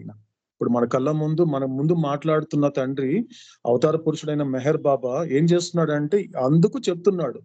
అందుకు తన బిడ్డలైనటువంటి మనలందరినీ కూర్చోపెట్టి, ఇదిరా నీ పరిస్థితి, ఇది నువ్వు జన్మ, ఈ మానవ జన్మ అనేది అది ఏదో ఒక ఆకాశం నుండి ఊడిపడి రాలేదు, దానికి ఎంతో శ్రమించాండ్రా నేను, కాబట్టి శ్రమని గుర్తించు. ఎప్పుడు అడుగుతుంటారండి ఈ యొక్క అడగడం అంటే క్లారిఫికేషన్ కోసం. మెహరోపాసనలో. హరి ఇప్పుడు శ్రద్ధ ఎలా వస్తుంది? శ్రద్ధ ఎలా వస్తుంది? ఎందుకంటే ప్రపంచం పట్ల ఉన్న శ్రద్ధ, ప్రపంచంలో చేయాల్సిన పని మీద ఉన్న శ్రద్ధ అంత తేలిగ్గా మామూలుగా రాదు కదా భగవంతుడి మీద. శ్రద్ధ ఎలా వస్తుంది అన్నప్పుడు నాకు అర్థమైంది, నేను చెప్పానండి. నాకు అర్థమైంది ఒకే పాయింట్ అండి, దానికి ఎక్కువ ఎక్స్ప్లెనేషన్ లేదండి. భగవంతుడి పట్ల, అవతార పురుషుడి పట్ల శ్రద్ధ ఎప్పుడు వస్తుంది అంటే, నేను నేర్చుకుంది, నాకు అవగాహన కలిగింప చేసిన మాట ఏంటి అంటే, ఏ క్షణం అయితే అవతార పురుషుడైనటువంటి మెహర్ బాబా నా కోసం పడిన శ్రమను గుర్తించగలిగితే ఆ క్షణమే శ్రద్ధ మొదలవుతుంది. శ్రద్ధ మొదలవుతుంది, అక్కడ నుంచి డైవర్ట్ అవుతుంది. శ్రద్ధ అనేది కూడా ఎక్కడో కొత్తగా క్రియేట్ అవడం కాదండి, ఉందండి. ఏమంటే రోడ్డు దాడుతున్నప్పుడు ఎంత శ్రద్ధ కావాలండి? రోడ్డు దాడుతున్నప్పుడు ఈ బండ్లు, ఆ బండ్లు ప్లస్ ఒక బిడ్డని కూడా నువ్వు దాటిస్తోంది ఒక తల్లి అంటే, ఆ తల్లికి ఎంత శ్రద్ధ ఉండాలి? శ్రద్ధగా అటుపక్క చూస్తూ మళ్ళీ రోడ్డు దాడుతున్నప్పుడు, ఒక కార్ డ్రైవ్ చేస్తున్నప్పుడు ఎంత శ్రద్ధ కావాలి? వంటింట్లో వంట చేస్తున్నప్పుడు ఎంత శ్రద్ధ కావాలి? లేకపోతే బయట ఏదైనా పనులు చేస్తున్నప్పుడు ఎంత శ్రద్ధ కావాలి? లోకంలో శ్రద్ధ ఉందండి, విశ్వాసం ఉందండి. ఎందుకండి విశ్వాసం లేదా? ఫెయిత్ లేదా అంటే ఎక్కడ తెచ్చుకోవాలి? శ్రద్ధ, విశ్వాసం ఎక్కడ నుంచి తెచ్చుకోవాలి? ఏమంటే ఎక్కడ లేకపోవడం ఏంటండి? ఒక రైల్వే స్టేషన్ కి వెళ్తామండి. రైల్వే స్టేషన్ కి వెళ్ళి అన్ని రెడీ చేసుకున్నాము. ఒక నైట్ జర్నీ కాబట్టి అన్ని లగేజ్ అంతా రెడీ చేసుకున్నాము. ఒక ట్రైన్ వచ్చింది, ఆ కోచ్ లోకి వెళ్ళి కూర్చున్నాము. ఆ తర్వాత బెర్త్ వేసుకునేసి హ్యాపీగా పడుకొని అలా ఎలా ఎలా పడుకోగలుగుతున్నాము? ఎలా పడుకోగలుగుతున్నాము అంటే, అంతర్గతంగా, అంతర్లీనంగా ఒక విశ్వాసం ఉంది. ఏంటి? ఈ ట్రైన్ నన్ను జాగ్రత్తగా నా గమ్యానికి తీసుకెళ్లిపోతుంది అంటే, ఆ డ్రైవర్ నీకేమైనా పరిచయమా? ట్రైన్ ఎక్కడానికన్నా ముందు, నువ్వు కోచ్ లోకి వెళ్ళే ముందు నువ్వు వెళ్ళేసి ఆ ట్రైన్ డ్రైవర్ దగ్గరికి వెళ్ళి అడుగుతున్నావు లిస్ట్ ఏమన్నా, ఏమయ్యా నువ్వు సరిగా నడుపుతావా, నీకు ఎక్స్పీరియన్స్ ఉందా అని ఎవరైనా అడుగుతున్నారండి? ఏ ప్యాసింజర్ అని అడుగుతున్నాడా? అడగటం లే. ఫెయిత్ అది చాలా సహజంగా వస్తుంది. Faith upon driver of the train. అడగటం లేదు, విశ్వాసం అండి. పడుకున్నాం, తీసుకెళ్లిపోతాడండి. ఆయన మనం చూడాల్సిన అవసరం లేదండి. విశ్వాసం. ఆయన కంటికి కనిపించలేదు, అయినా ఆయన మీద విశ్వాసం. అదే విధంగా సో ఈ విధంగా చూస్తున్నప్పుడు అంటే, అది ఆ బస్సు కానీ ఫ్లైట్ కానీ ఏది తీసుకున్నా కూడా మనం ఇలాగే జర్నీ చేస్తున్నాం కదా, ఒక విశ్వాసం అనేది ఎప్పుడు కనబడలేదు కదా driver.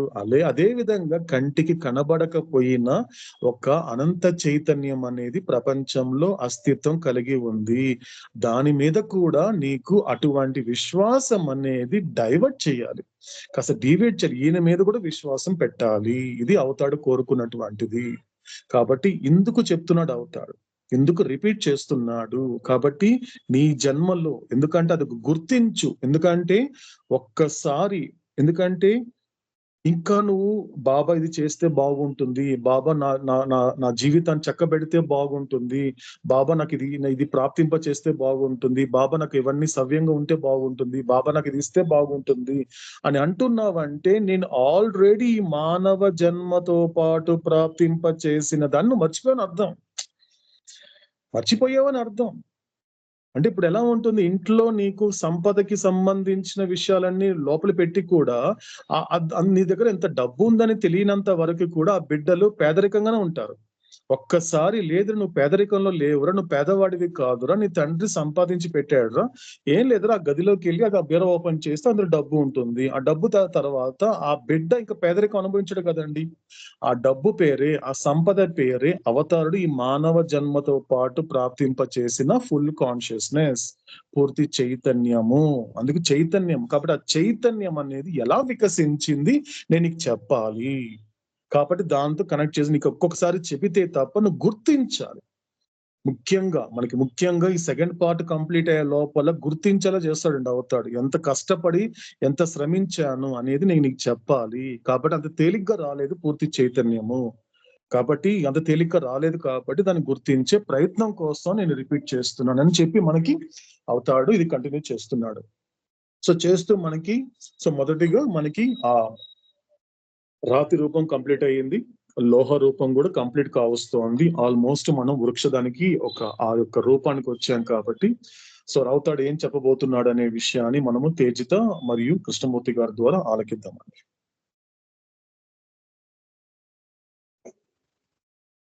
Eternal beloved Avatar Meher Baba Ki Jai. When the consciousness of the soul associates now with the most first species of vegetable form, the soul, thus conscious, tends to identify itself with that form and actually finds itself as that species of vegetable form, quite oblivious of the reality that it, our soul, is infinite, eternal, and without form, eternally in the oversoul or Paramatma. In the state of the most first species of the vegetable form, the consciousness of the soul experiences the gross world in accordance with and in proportion to the impression it experienced and experiences of the stone form, metal form, and vegetable form respectively. Avatar Meher Baba Ki Jai. శాశ్వత Pritam Avatar Meher బాబా కి జై. ఆత్మ యొక్క చైతన్యము ఇప్పుడు వృక్ష రూపంలోని మొట్టమొదటి జాతితో సాహచర్యం చేసినప్పుడు ఎరుకగల ఆత్మ ఆ రూపంతో తాదాత్మ్యత చెందడానికి మొగ్గు చూపి నిజానికి తనను తాను ఆ వృక్ష రూప జాతిని అనుకుంటుంది. అనంతం, శాశ్వతం, ఏ రూపము లేని మరియు సదా పరమాత్మలోనే ఉండే ఆత్మ యథార్థాన్ని పూర్తిగా మర్చిపోతుంది. లోహ రూపాలలోను వృక్ష రూపాలలోను వరుసగా పొందిన అనుభవాలకు వృక్ష రూపంలోను మొట్టమొదటి జాతికి చెందిన ఈ స్థితిలో ఆత్మ యొక్క చైతన్యము రాతి రూపంలోను లోహ రూపంలోను వృక్ష రూపంలోను వరుసగా పొందిన అనుభవాలకు మరియు అది అనుభవించిన సంస్కారాలకు అనుగుణంగా అదే నిష్పత్తిలో స్థూల ప్రపంచాన్ని అనుభవిస్తుంది. అవతార్ మెహర్ బాబాకి.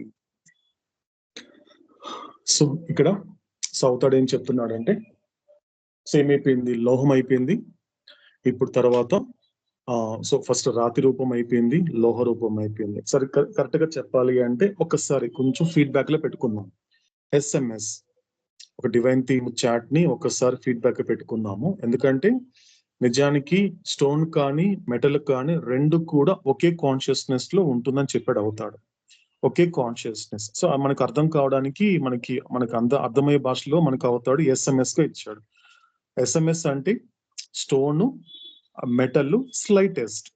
కాబట్టి ఇది కొంచెం ఫీడ్బ్యాక్ పెట్టుకుందాం, కొంచెం క్యారీ చేద్దాం ఈ మాట మాత్రం, SMS అనే మాట. కాబట్టి స్టోన్ కానీ మెటల్ కానీ ఒకే కాన్షియస్నెస్ ఉంటుంది. స్లైటెస్ట్ అంతే, అంటే కొద్ది మార్పులతో కొంచెం. ఎందుకంటే రెండిటికి కూడా చాలా రకాలైనటువంటి సిమిలారిటీస్ ఉన్నాయి, పోలికలు ఉన్నాయి. ఎందుకంటే మొట్టమొదటిగా చూస్తే రెండు కూడా ఒక దృఢమైనది, స్ట్రాంగ్ గా ఉంటుంది, ఆ తర్వాత సాలిడ్ గా ఉంటుంది. మరొక ఇంపార్టెంట్ ఏంటి అంటే తనంతటా వాలంటీర్ గా ఒక మూమెంట్ ఉండదు, తనకు తాను చలనము. అంటే తనను తాను కదిలేటువంటి, ఎవరైనా కదిలిస్తే తప్ప అది లోహం కావచ్చు లేకపోతే రాతి కావచ్చు. కాబట్టి సిమిలారిటీస్ చెప్పాడు అవుతాడు ఉంటుంది. ఎందుకంటే రాతి కన్నా ఒక రకంగా 1-2-3 ఇంచెస్ అనేది కూడా కొద్దిగా గ్రోత్ అనేది ఉన్నప్పటికీ, కానీ అవుతాడు రెండు కలిపేశాడు. ఎందుకంటే మీరు కన్ఫ్యూజ్ అవ్వద్దు ఆ విషయంలో మాత్రము. కానీ స్టోన్ కానీ మెటల్ కానీ ఆ రెండిటికి ఉండేది ఏంటి అంటే స్లైటెస్ట్ కాన్షియస్నెస్, అంటే అత్యంత స్వల్పమైనటువంటి చైతన్యం అనేది అంతవరకు వచ్చింది. సో కాబట్టి ఇక్కడ నుంచి వచ్చేసరికి మనకి సెకండ్ తర్వాత వచ్చినటువంటి కింగ్డమ్ ఏంటంటే వెజిటేబుల్, అంటే వృక్ష జాతి. దీన్ని ఎలా తీసుకుంటామంటే, సో మనకి డివైన్ థీమ్ లో ఏం చెప్పాడు అవుతాడు, SMS లాగే మన వెజిటేబుల్ కి ఏం చెప్పాడు అవుతాడు.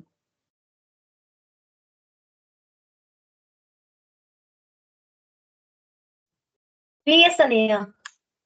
విఎస్ అంటే వెజిటేబుల్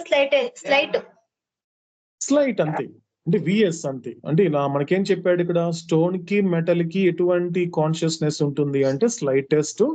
ఆ స్లైటెస్ట్ నుంచి ఎలా ఎవాల్వ్ అయ్యింది వెజిటేబుల్ కి వచ్చేసరికి అంటే స్లైట్ అయింది. అంటే స్లైటెస్ట్ టు స్లైట్, అత్యంత స్వల్పమైనటువంటి చైతన్యం నుండి సో స్వల్పమైనటువంటి చైతన్యానికి వికసించింది వృక్ష జాతికి వచ్చేసరికి. కాబట్టి ఇప్పుడు అవుతాడు ఏం చేస్తున్నాడు, ఇంకో కింగ్డమ్. అంటే నువ్వు నిన్నటి నీ కథలో ఏం జరిగింది అంటే, నిన్నటి నా కథలో రాతి రూపం అయిపోయింది. అంటే రాతితో ఏం జరిగింది ఇంతవరకు అంటే, ఇది కొంచెం దీన్ని క్యారీ చేసే ప్రయత్నం చేద్దాం. కొంచెం అవుతాడు సులువుగా అందించాడు కాబట్టి. అలా ప్రతి కింగ్డమ్ తీసుకుంటే, ప్రతి ఫామ్ తీసుకుంటే ఏంటి ప్రాసెస్ ఏంటి, AID అని పెట్టుకుందాం. జస్ట్ ఎందుకంటే మనకు అర్థం కావడం కోసం 8 అని పెట్టుకుందాం. AID ఎయిడ్ అంటే ఏంటి? ఎయిడ్ అంటే ఏంటండి? సో ఫస్ట్ వచ్చేసి ఏ ఫామ్ తీసుకుంటున్నప్పుడు స్టార్టింగ్ ఏంటి? అసోసియేషన్. ఆ ఫామ్ తో అసోసియేట్ అవ్వడమే. ఎందుకంటే సో కాల్డ్, ఎందుకంటే నిజానికి బర్త్ డెత్ లేదని చెప్పాడు అవుతాడు. అలా నువ్వు పేరు పెట్టి పిలుచుకుంటున్నావు తప్పించి నిజానికి there is no birth, there is no death. కాబట్టి అసలైనటువంటి ఎగ్జాక్ట్ టర్మ్, ఒక టర్మ్ ఆఫ్ రియాలిటీ, నిజమైన భాషలో మాట్లాడాలి అంటే అది అసోసియేషన్. అంటే ఏం జరుగుతోంది? సో ప్రతి కింగ్డమ్ లోను ప్రతి ఫామ్ లో కూడా మనకి 3 ప్రాసెస్ ఉన్నాయి. సో 3 ప్రక్రియలు ఉన్నాయి. మొదటి ప్రక్రియ ఏంటి? ఏ అంటే ఏంటి? Association with gross form. So associate అయిపోయిన తర్వాత ఏం జరుగుతుంది? ఎప్పుడు కంప్లీట్ గా అసోసియేట్ అయిన తర్వాత ఆ ఫామ్ తో ఆ యొక్క కాన్షియస్నెస్ ఏం చేస్తుంది అంటే ఐడెంటిఫై అవుతుంది, తనను తను గుర్తిస్తుంది. ఎందుకంటే ఒకవేళ తాదాత్మ్యత అనే మాట సరిగ్గా అర్థం కాకపోతే మనం వాడుక భాషలో మాట్లాడుకుందాం. వాడుక భాషలో అంటే గుర్తించడం. తను ఎలా గుర్తిస్తుంది అంటే ఓకే, నేను ఆ రూపాన్ని, నేను ఆ రూపాన్ని. ఎందుకంటే ఎప్పుడైతే, ఎందుకంటే మన శరీరాలకి మనకు అవతడిచ్చినటువంటి పదం ఏంటి అంటే మాధ్యమం, అంటే మీడియం. ఆ మీడియం ఏం చేస్తుంది అన్నప్పుడు ఐడెంటిఫికేషన్. ఎందుకంటే అసలైనటువంటి సమస్య, ఎందుకంటే ఇక్కడ మాత్రం సమస్య, అక్కడ సమస్య లేదు. ఎందుకంటే స్పష్టంగా చెప్తున్నాడు అవుతాడు, మస్ట్ నెససరీ.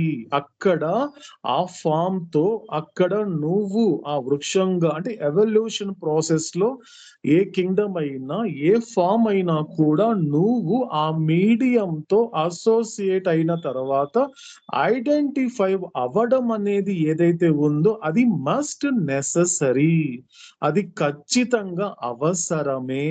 ఇక్కడ కొద్దిగా, కానీ ఇక్కడికి వచ్చేసరికి మాత్రము ఇది ఖచ్చితంగా అనవసరము.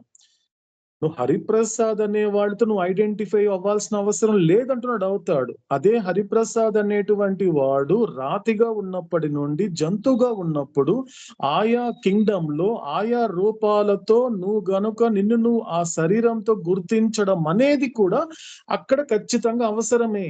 కానీ ఇప్పుడు నువ్వు ఈ మానవ జన్మలో పూర్తి చైతన్యాన్ని ప్రాప్తింప చేసుకున్న తర్వాత ఏదైతే సాధించాలో అది ఆల్రెడీ సాధించిన తర్వాత ఇక మీదట నువ్వు ఈ పరిమితమైన ఈ రూపం కలిగిన మార్పు చెందేటువంటి ఒక నాశనం అయ్యేటువంటి ఈ శరీరాలతో నిన్ను నువ్వు గుర్తించాల్సిన అవసరం లేదంటున్నాడు అవుతాడు. ఎందుకంటే అక్కడ లేనటువంటి అవకాశం ఇక్కడ ఏమిచ్చాను నేను ఇక్కడ. ఎందుకు అవసరం లేదు, అనవసరం అనే మాట ఎందుకు వాడుతున్నాను అంటే ఇక్కడ నీకు 2 బహుమతులు ఇచ్చాను. ఈ మానవ జన్మల్లో 2 బహుమతులు ఇచ్చాను. అంటే ఇది సరిగ్గా గుర్తిస్తే నాకు అవతార్ మెహర్ బాబా కొత్తగా ఇవ్వాల్సిన అంటే ఏమీ లేదు అనేటువంటి ఒక క్లారిటీ, ఒక క్లియర్ గా ఉంటుంది నాకు. ఫస్ట్ ఆఫ్ ఆల్ ఆ క్లియర్ దాన్ని గుర్తించగలగాలి. ఏంటి ఆ 2 అంటే, మొదటిది తీసుకున్నప్పుడు బుద్ధి, అంటే ఒక్కసారిగా అర్థం చేసుకుంటే ఒక శరీరం నుండి వస్తే ఫస్ట్ బుద్ధి, ఓకే, ఇంటలెక్ట్ అనేది ఇచ్చాడు అవుతాడు. ఎస్, బుద్ధి ఇచ్చాడు. ఎందుకంటే ఆలోచించే శక్తి కావాలి. ఆలోచన అనేది బలహీనంగా ఉంది అని తెలియాలి అంటే నీకు బుద్ధి అనేది ఉండాలి. ఆ బుద్ధి అనేది ఇవ్వడం జరిగింది. రెండోది పూర్తి చైతన్యము, ఫుల్ కాన్షియస్నెస్. కాబట్టి ఎప్పుడైతే ఇంటలెక్ట్ ఫుల్ కాన్షియస్ తో ఉన్నంత వరకు నువ్వు ఈ శరీరాలతో, అంటే ఈ మాధ్యమముతో కానీ ఈ బ్రిడ్జెస్ అనేటువంటి ప్రపంచాలతో కానీ నువ్వు తనతో గుర్తించాల్సిన అవసరం లేదు, అంటే ఐడెంటిఫై అవ్వాల్సిన అవసరం లేదు. అది ప్రపంచాలతో కానీ శరీరాలతో కానీ దేనితో అయినా నీకు ఇక్కడ అనవసరము. ఇక్కడ నువ్వు ఆ బుద్ధిని సవ్యంగా వాడుకోవడం వలన, పూర్తి చైతన్యాన్ని గుర్తించడం వలన నిన్ను నువ్వు ఏ సద్వస్తు అయి ఉన్నావో, ఏ ఆత్మ అయి ఉన్నావో దానితో గుర్తించగలిగితేనే నువ్వు వచ్చిన పని పూర్తవుతుంది. కాబట్టి ఎవల్యూషన్ ప్రాసెస్ లో ఏం జరిగింది నాకు అన్నప్పుడు ఏం జరిగింది? మొట్టమొదట అసోసియేషన్, ఆ తర్వాత identification with that particular form. ఆ తర్వాత ఏం జరిగింది? ఐడెంటిఫై అయిన తర్వాత ఆ రూపంలో ఎటువంటి సంస్కారాలు పెంచుకోవాలి, అదే విధంగా చైతన్యాన్ని ఎంతవరకు వికసింప చేసుకోవాలి అనేది ఎప్పుడైతే ఫైనలైజ్ అయిపోతుందో వెంటనే నేను ఆ ఫామ్ నుండి డిసోసియేట్ అయిపోతాను. జస్ట్ ఇది కాస్త ఇది క్యారీ చేసే ప్రయత్నం చేద్దామండి. అంటే ఏమవుతోంది? ఏఐడి కాబట్టి గుర్తు పెట్టుకుందాం. ఎందుకంటే ఇంతవరకు అవతాడు చెప్పిన మాటని ఒక్కసారి విజువలైజ్ చేసుకుంటే, కళ్ళు మూసుకుని విజువలైజ్ చేసుకుంటే స్టార్టింగ్ ఏంటి? ఏ, ఆ తర్వాత ఐ, తర్వాత డి, ఏఐడి, ఎయిడ్ అని పెట్టుకుందాం. సో కాబట్టి ఏం జరిగింది? కాబట్టి ఈ రెండు కూడా ఎలా జరిగింది? ఈ మూడు అంటే ముఖ్యంగా అసోసియేషన్ కన్నా డిసోసియేషన్ కన్నా ఐడెంటిఫికేషన్ విత్ గ్రాస్ ఫామ్ ఏదైతే ఉందో ఇది మస్ట్ నెససరీ. కాబట్టి ఎంత వరకు ఐడెంటిఫై అవ్వాల్సి వస్తుంది అంటే ఈ డిసోసియేషన్ అవడానికన్నా ముందు అంటే ఎంత వరకు ఆ ఫామ్ తో నేను ఐడెంటిఫై అవుతున్నంత వరకు ఎంత వరకు సంస్కారాలు పెంచుకోవాలి, ఎంత వరకు నా చైతన్యం అనేది వికసింప చేసుకోవాలి అనేది ఫైనలైజ్ అయిన తర్వాత ఆటోమేటిక్ గా నేను ఆ శరీరం నుండి ఆ ఫామ్ నుండి డిసోసియేట్ అయిపోతాను. ఇది కొద్దిగా కాస్త శ్రద్ధగా ఆలకించే ప్రయత్నం చేద్దామండి. జస్ట్ ఇది ఒక టేబుల్ లా పెట్టుకున్నా చాలు. కాబట్టి ప్యారలల్ గా జరుగుతూ ఉంది. కాబట్టి ఈ విధంగా అంటే ఆల్మోస్ట్ ఎవల్యూషన్ ప్రాసెస్ అంతా కూడా ఇలాగే జరుగుతూ ఉంది. ఇదే విషయాన్ని మనకు అవుతాడు మళ్ళీ కింగ్డమ్ మారింది కాబట్టి అంటే స్టోన్ మెటల్ నుండి ఒక రకమైన ఒక ఎవల్యూషన్ స్టార్ట్ అయింది, ఎవాల్వ్ అయ్యింది. ఎక్కడ ఎవాల్వ్ అయిందని కూడా మనం ఇప్పుడు అవుతాడు చెప్పిన మాట చూస్తే ఏం చెప్తున్నాడు అవుతాడు ఇక్కడ? ఆత్మ యొక్క చైతన్యము ఇప్పుడు వృక్ష రూపంలోని మొట్టమొదటి జాతితో సహచర్యం చేసినప్పుడు మనం చెప్పాడు అవుతాడు మోస్ట్ అనే పదాన్ని తీసుకున్నప్పుడు. సో రెండు రకాలైనటువంటి మనకి కేటగిరీస్ ఇచ్చాడండి. గుర్తుందండి మీకు? రెండు రకాల మోస్ట్ కి సంబంధించి రెండు సెట్ ఆఫ్ వర్డ్స్ ఇచ్చాడు అవుతాడు. గుర్తుందండి ఆ రెండు సెట్ ఆఫ్ వర్డ్స్ ఏంటి అనేది?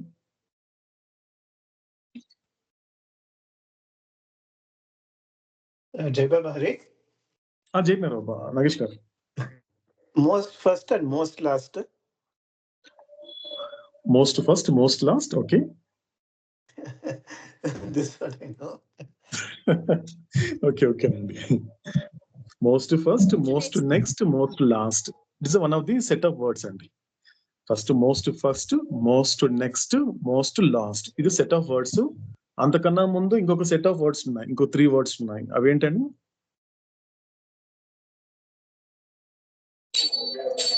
Most finite, most gross, most original అన్నయ్య.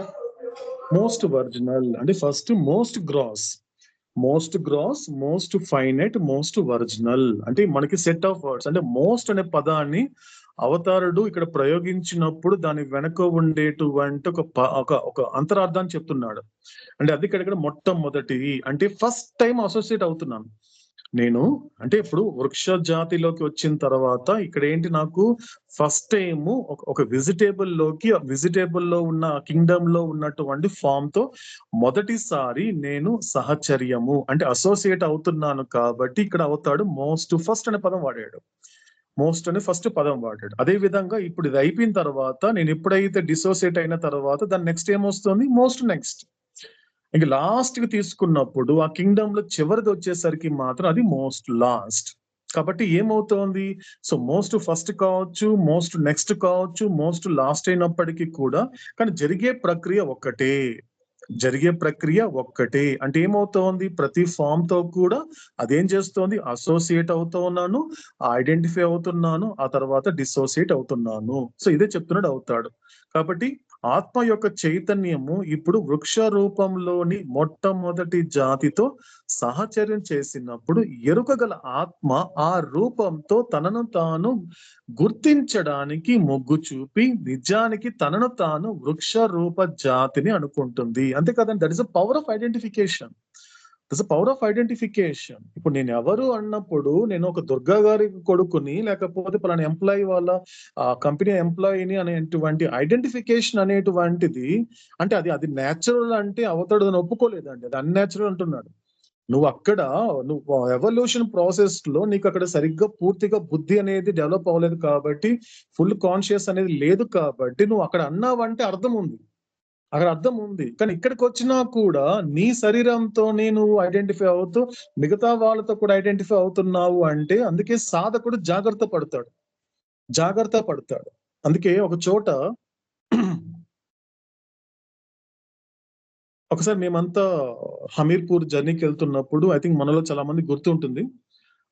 హమీర్పూర్ వెళ్తున్నప్పుడు ఝాన్సీ స్టేషన్ అనుకుంటాను. ఝాన్సీ స్టేషన్ నుండి వెళ్తూ మేము ట్రైన్ మారాలి.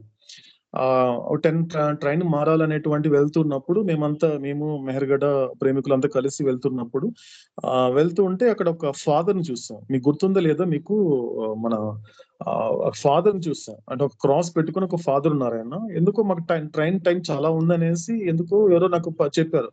అక్కడ ఒక ఆయన ఫాదర్ ఉన్నారు, మనం మాట్లాడదామా వెళ్ళి అంటే తప్పకుండా వెళ్ళి మాట్లాడదామని వెళ్ళి ఆయన మాట్లాడాను. మీకు ఎవరైనా గుర్తుందండి? నేను అతను అడిగాను. నేను మామూలుగా మీరు ఎక్కడి నుంచి వచ్చారండి అని అడిగాను అతన్ని. ఆ ఫాదర్ని అడిగాను, ఆ చర్చ్ ఫాదర్ ని. వీళ్ళు ఎవరికైనా గుర్తుందండి ఆయన ఏం చెప్పారని?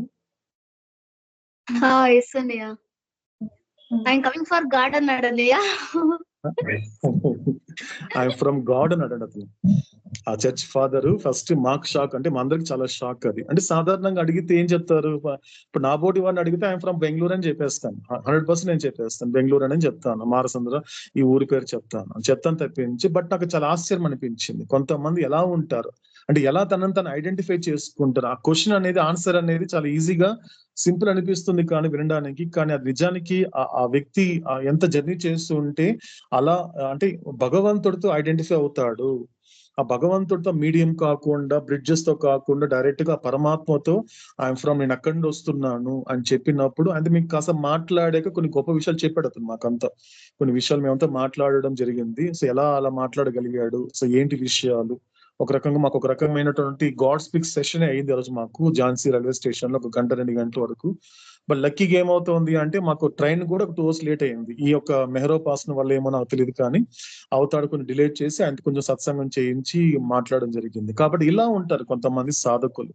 వాళ్ళు దేంతో ఐడెంటిఫై అవుతారు అంటే ప్రపంచంతో కానీ, లేకపోతే శరీరాలతో ఐడెంటిఫై కాకుండా వాళ్ళ యొక్క నిజ స్థితి ఏదైతే ఉందో, వాళ్ళ పరమాత్ముడు ఎవరైతే ఉన్నారో, ఏ భగవంతుడు నమ్ముకున్నారో ఆ భగవంతుడితో కనెక్ట్ అయినప్పుడు నేను అక్కడి నుంచి వచ్చాను, నేను దానికి సంబంధించిన వాడిని, ఇక్కడ వాళ్ళకి సంబంధించిన వాడిని కాదు అనే మాట చాలా సహజంగా వస్తుంది. కాబట్టి తెలియదు.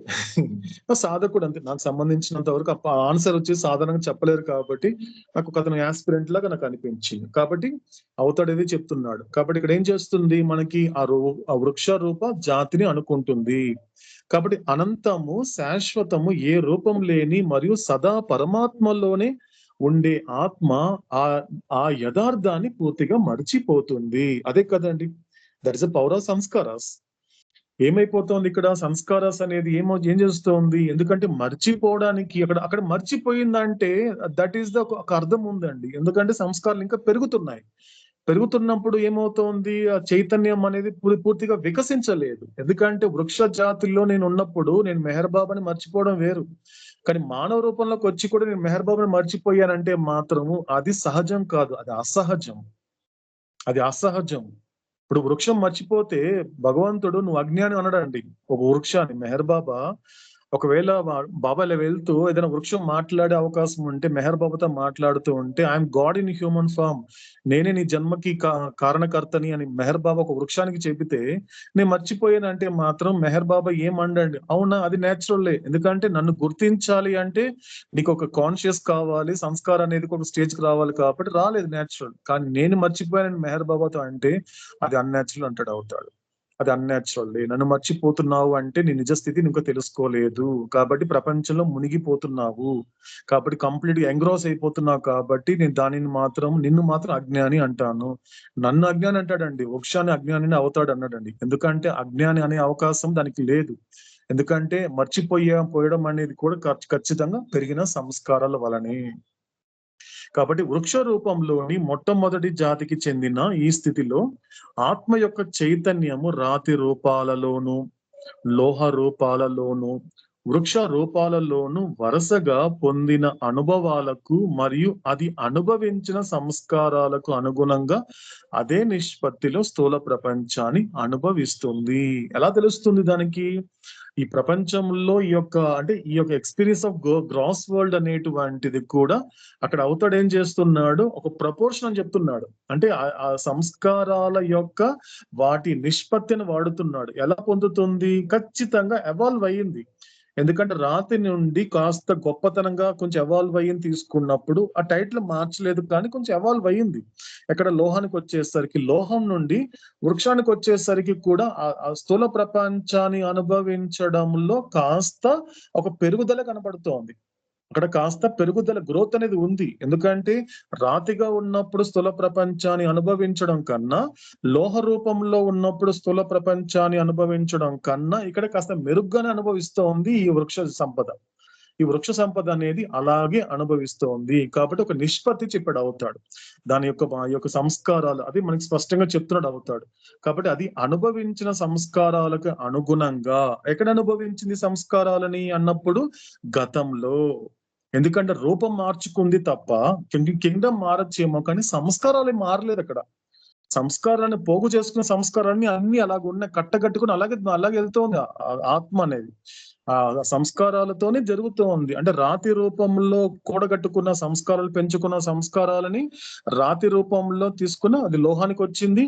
మళ్ళీ రాతి నుండి లోహంలో మళ్ళీ పోగు చేసుకున్న సంస్కారాన్ని తీసుకొచ్చి పెంచుకుంటూ అదే విధంగా ఇక్కడ వృక్ష జాతి కూడా వచ్చింది.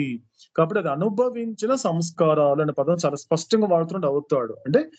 అంటే proportion to the impressions it experience అన్నాడు. అంటే ఆల్రెడీ అనుభవించింది. ఎక్కడ అనుభవించింది? రాతిలోను లోహంలోను అనుభవించినటువంటి సంస్కారాలకి అనుగుణంగా. కాబట్టి ఇప్పుడు ఇంకా అనుభవించలేదు. ఎందుకంటే ఇప్పటికీ అసోసియేట్ అయ్యాను, ఐడెంటిఫై అయ్యాను మాత్రమే విజిటేబుల్లో. ఇంకా సంస్కారాన్ని ఇంకా పెరగలేదు. కానీ ఇప్పటికీ స్టార్ట్ చేస్తున్నాం. మళ్ళీ ఇంక్రీజింగ్ అనేది కంటిన్యూ అవుతుంది. కాబట్టి ఒక రకంగా చెప్పాలి అంటే ఈ విధంగా ఒక నిష్పత్తిలో మనకి ఈ స్థూల ప్రపంచాన్ని వృక్ష జాతిలో అనుభవించడం అనేది జరుగుతుంది అనేది మనకి అవుతాడు చెప్పిన మాట. కాబట్టి తర్వాత అవుతాడు ఏం చెప్తున్నాడు అనేది నేను తర్వాత దుర్గశ్రీ గారు ఇద్దరు చదువుతామండి. So while thus experiencing the gross world, this consciousness of the soul identified with the visitable form realizes now that it is visitable and has half inanimate and half animate attributes. The conscious soul now ascends in the gross world through this visitable form an upright, erect stand. Although this form cannot stand independently by itself, it uses the support of other media to assert an upright stand. This form is still not capable, however, of giving the experience of voluntary movement to the consciousness of the soul. After the impressions of the last most species of the metal form are exhausted by the consciousness of the soul through the most first species of vegetable form, this most first species of vegetable form is dropped. That means the consciousness of the soul dissociates itself from this most first species of vegetable form.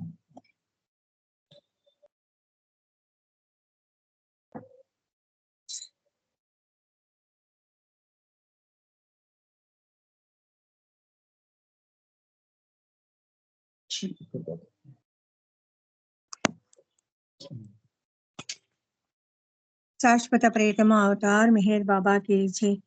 వృక్ష ఉపాధితో తాదాత్మ్యత పొందిన ఆత్మ యొక్క ఈ చైతన్యము ఈ విధముగా స్థూల ప్రపంచమును అనుభవిస్తున్నప్పుడు ఇప్పుడు తాను వృక్షమనిను సగము స్థావర ధర్మములను సగము జంగమ ధర్మములను కలిగి ఉన్నానని అనుభూతి పొందుతుంది. చైతన్యయుతమైన ఆత్మ ఇప్పుడు ఈ వృక్ష ఉపాధి ద్వారా స్థూల ప్రపంచంలో తిన్ననైన నిట్ట నిలువుగా ఉండే మనుగడను ప్రకటించుకుంటుంది. ఈ ఉపాధి తనంత తాను స్వతంత్రంగా మనలేకపోయినా నిట్ట నిలువుగా నిలబడడం కోసమై ఇతర సాధనముల ఆధారంను ఉపయోగించుకుంటుంది. ఏది ఏమైనా ఈ ఉపాధి ఆత్మ యొక్క చైతన్యమునకు ఇచ్ఛా చలనానుభవం ఇచ్చే సామర్థ్యములను ఇంకా కలిగి ఉండదు.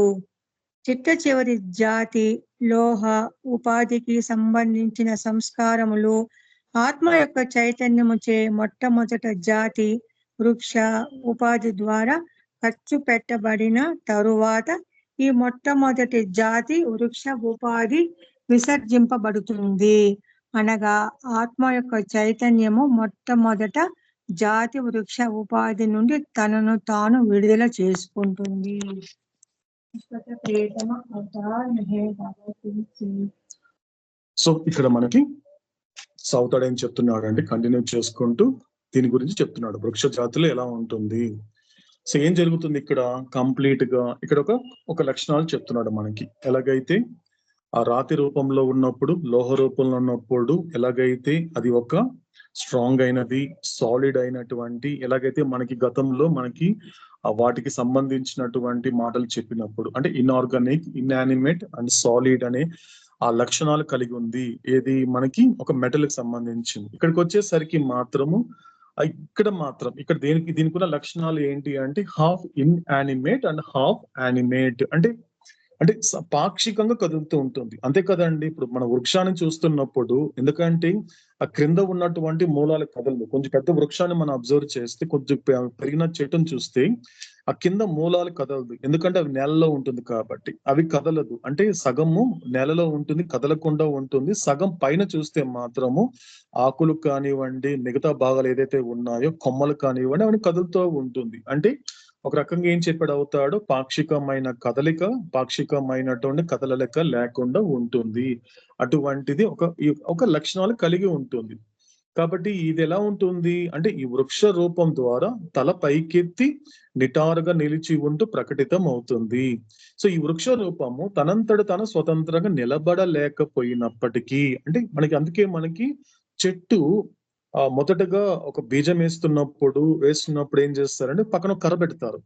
ఆ కర్ర పెట్టినప్పుడు ఏం చేస్తుంది అంటే అది కొంచెం పెరిగి పెద్ద అయ్యేంత వరకు, కొద్దిగా తనంతా నిలబడేంత వరకు దానికి సపోర్ట్ కావాలి. మనం చెట్లను చూస్తూ ఉంటాం.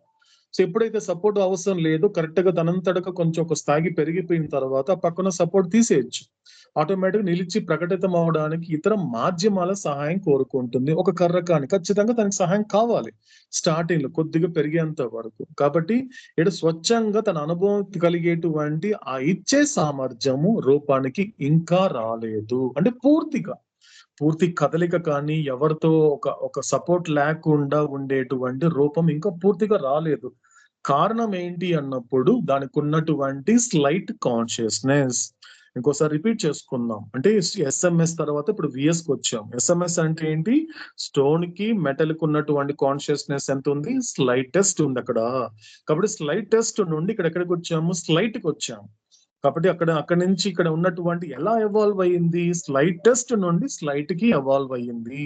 కాబట్టి స్లైటెస్ట్ లో ఉన్నట్టు దానికన్నా నెమ్మదిగా ఒక పెరుగుదల కనబడుతోంది. కాబట్టి నెమ్మదిగా డెవలప్ అవుతూ వస్తోంది. అయినప్పటికీ పూర్తిగా అంటే ఆత్మ యొక్క చైతన్యానికి స్వచ్ఛంద చలనము, తనంతటగా కదిలేటువంటి అనుభవం ఇచ్చే సామర్థ్యత ఇంకా ఈ రూపానికి ఇంకా లేదు అని మనకి అవుతాడు చెప్తున్నాడు. కాబట్టి ఆత్మ యొక్క చైతన్యము వృక్ష రూపంలోని మొట్టమొదటి జాతి ద్వారా లోహ రూపంలోని చిట్ట జాతి సంస్కారాలు ఖాళీ చేసిన అనంతరము వృక్ష రూపంలోని మొట్టమొదటి జాతి విడిచిపెట్టబడుతుంది. అదే కదండి మనకి ఇంతకుముందు చెప్పింది అవుతాడు. అంటే ఏమవుతోంది, ఎప్పుడైతే ఆ కింగ్డమ్ సంబంధించినంత వరకు ఆ జాతికి సంబంధించింది మనం ప్రీవియస్ తీసుకుంటే, అంటే ఒకసారి కనెక్ట్ చేసుకుంటే అండి, ప్రస్తుతం నేను వృక్ష రూపంలో ఉన్నాను.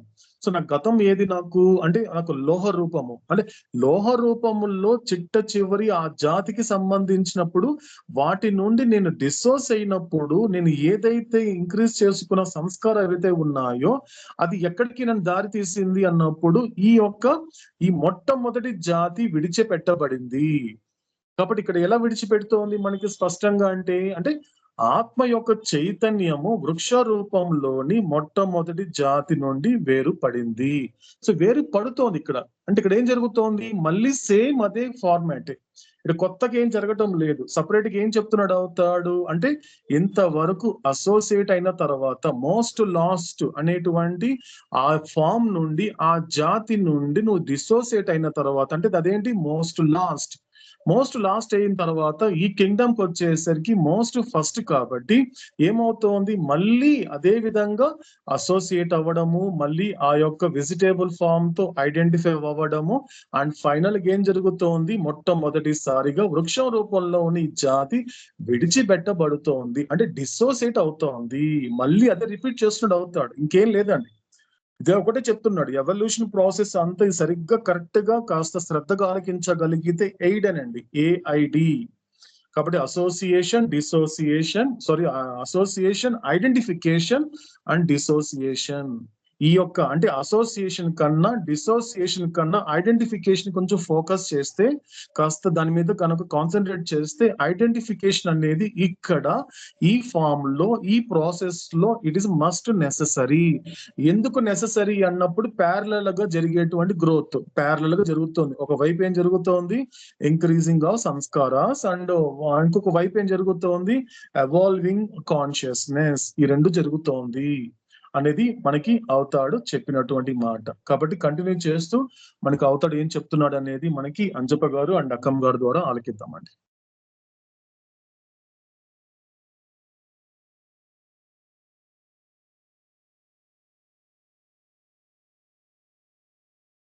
शाश्वत प्रियतम अवतार मेहर बाबा की जय. Again, the conscious soul realizes that it is without a form, although the evolved consciousness is there. This evolved consciousness of the soul is now centered in the impressions of the most first spaces of the vegetable form, just dropped or dissociated. To experience these impressions of the most first spaces of the vegetable form, the consciousness of the soul, now without any form, utilizes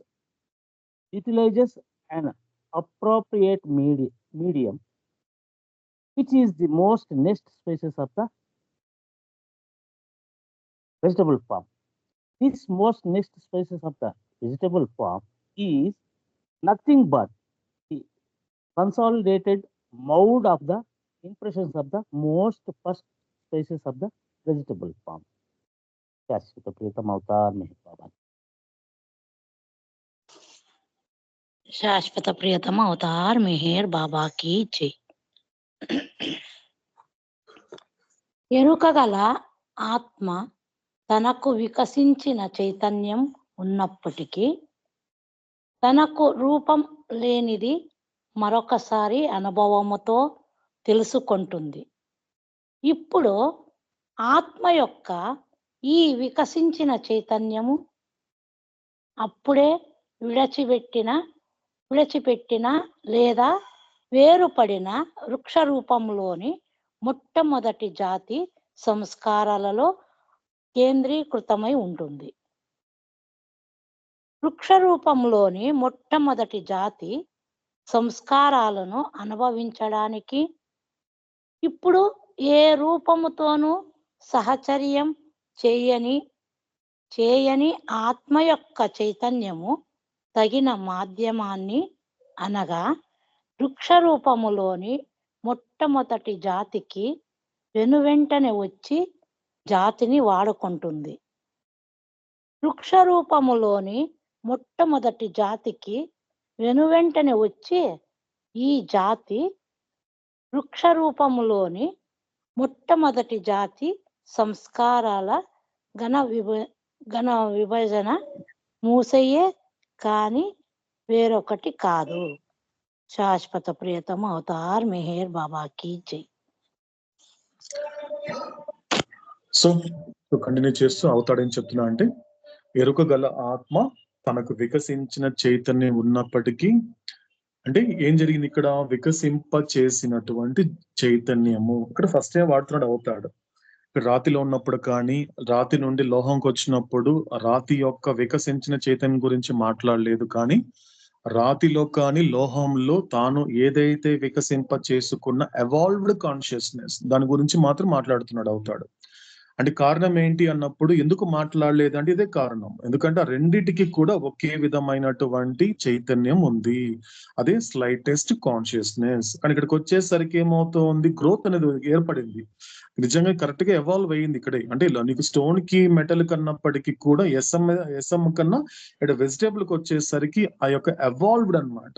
కొంచెం ఆ యొక్క అందుకే ఇక్కడ అవుతాడు చాలా స్పష్టంగా వాడుతున్నాడు. అంటే again the conscious soul realises that it is without a form although the evolved consciousness is there, ఉందని చెప్తున్నాడు. అంటే వికసించినప్పటికీ ఏం చేస్తోంది, తనకి వేరే రూపం లేదని మరొకసారి అనుభవంతో తెలుసుకుంటుంది. అంటే ఏమైపోతోంది అంటే ఇంతవరకు అది ఏదైతే ఎవాల్వ్ అయ్యిందో ఆ ఎవాల్వ్ అయిన తర్వాత తనకి ఏమనిపిస్తోంది అన్నప్పుడు నా రూపం ఇదే, ఇది తప్ప ఇంకేమీ లేదు, నాకున్నటువంటిది నాకు ఈ యొక్క అంటే ఐడెంటిఫికేషన్ అనేది ఎంత గొప్పగా ఉంటుందో చెప్తున్నాడు అవుతాడు.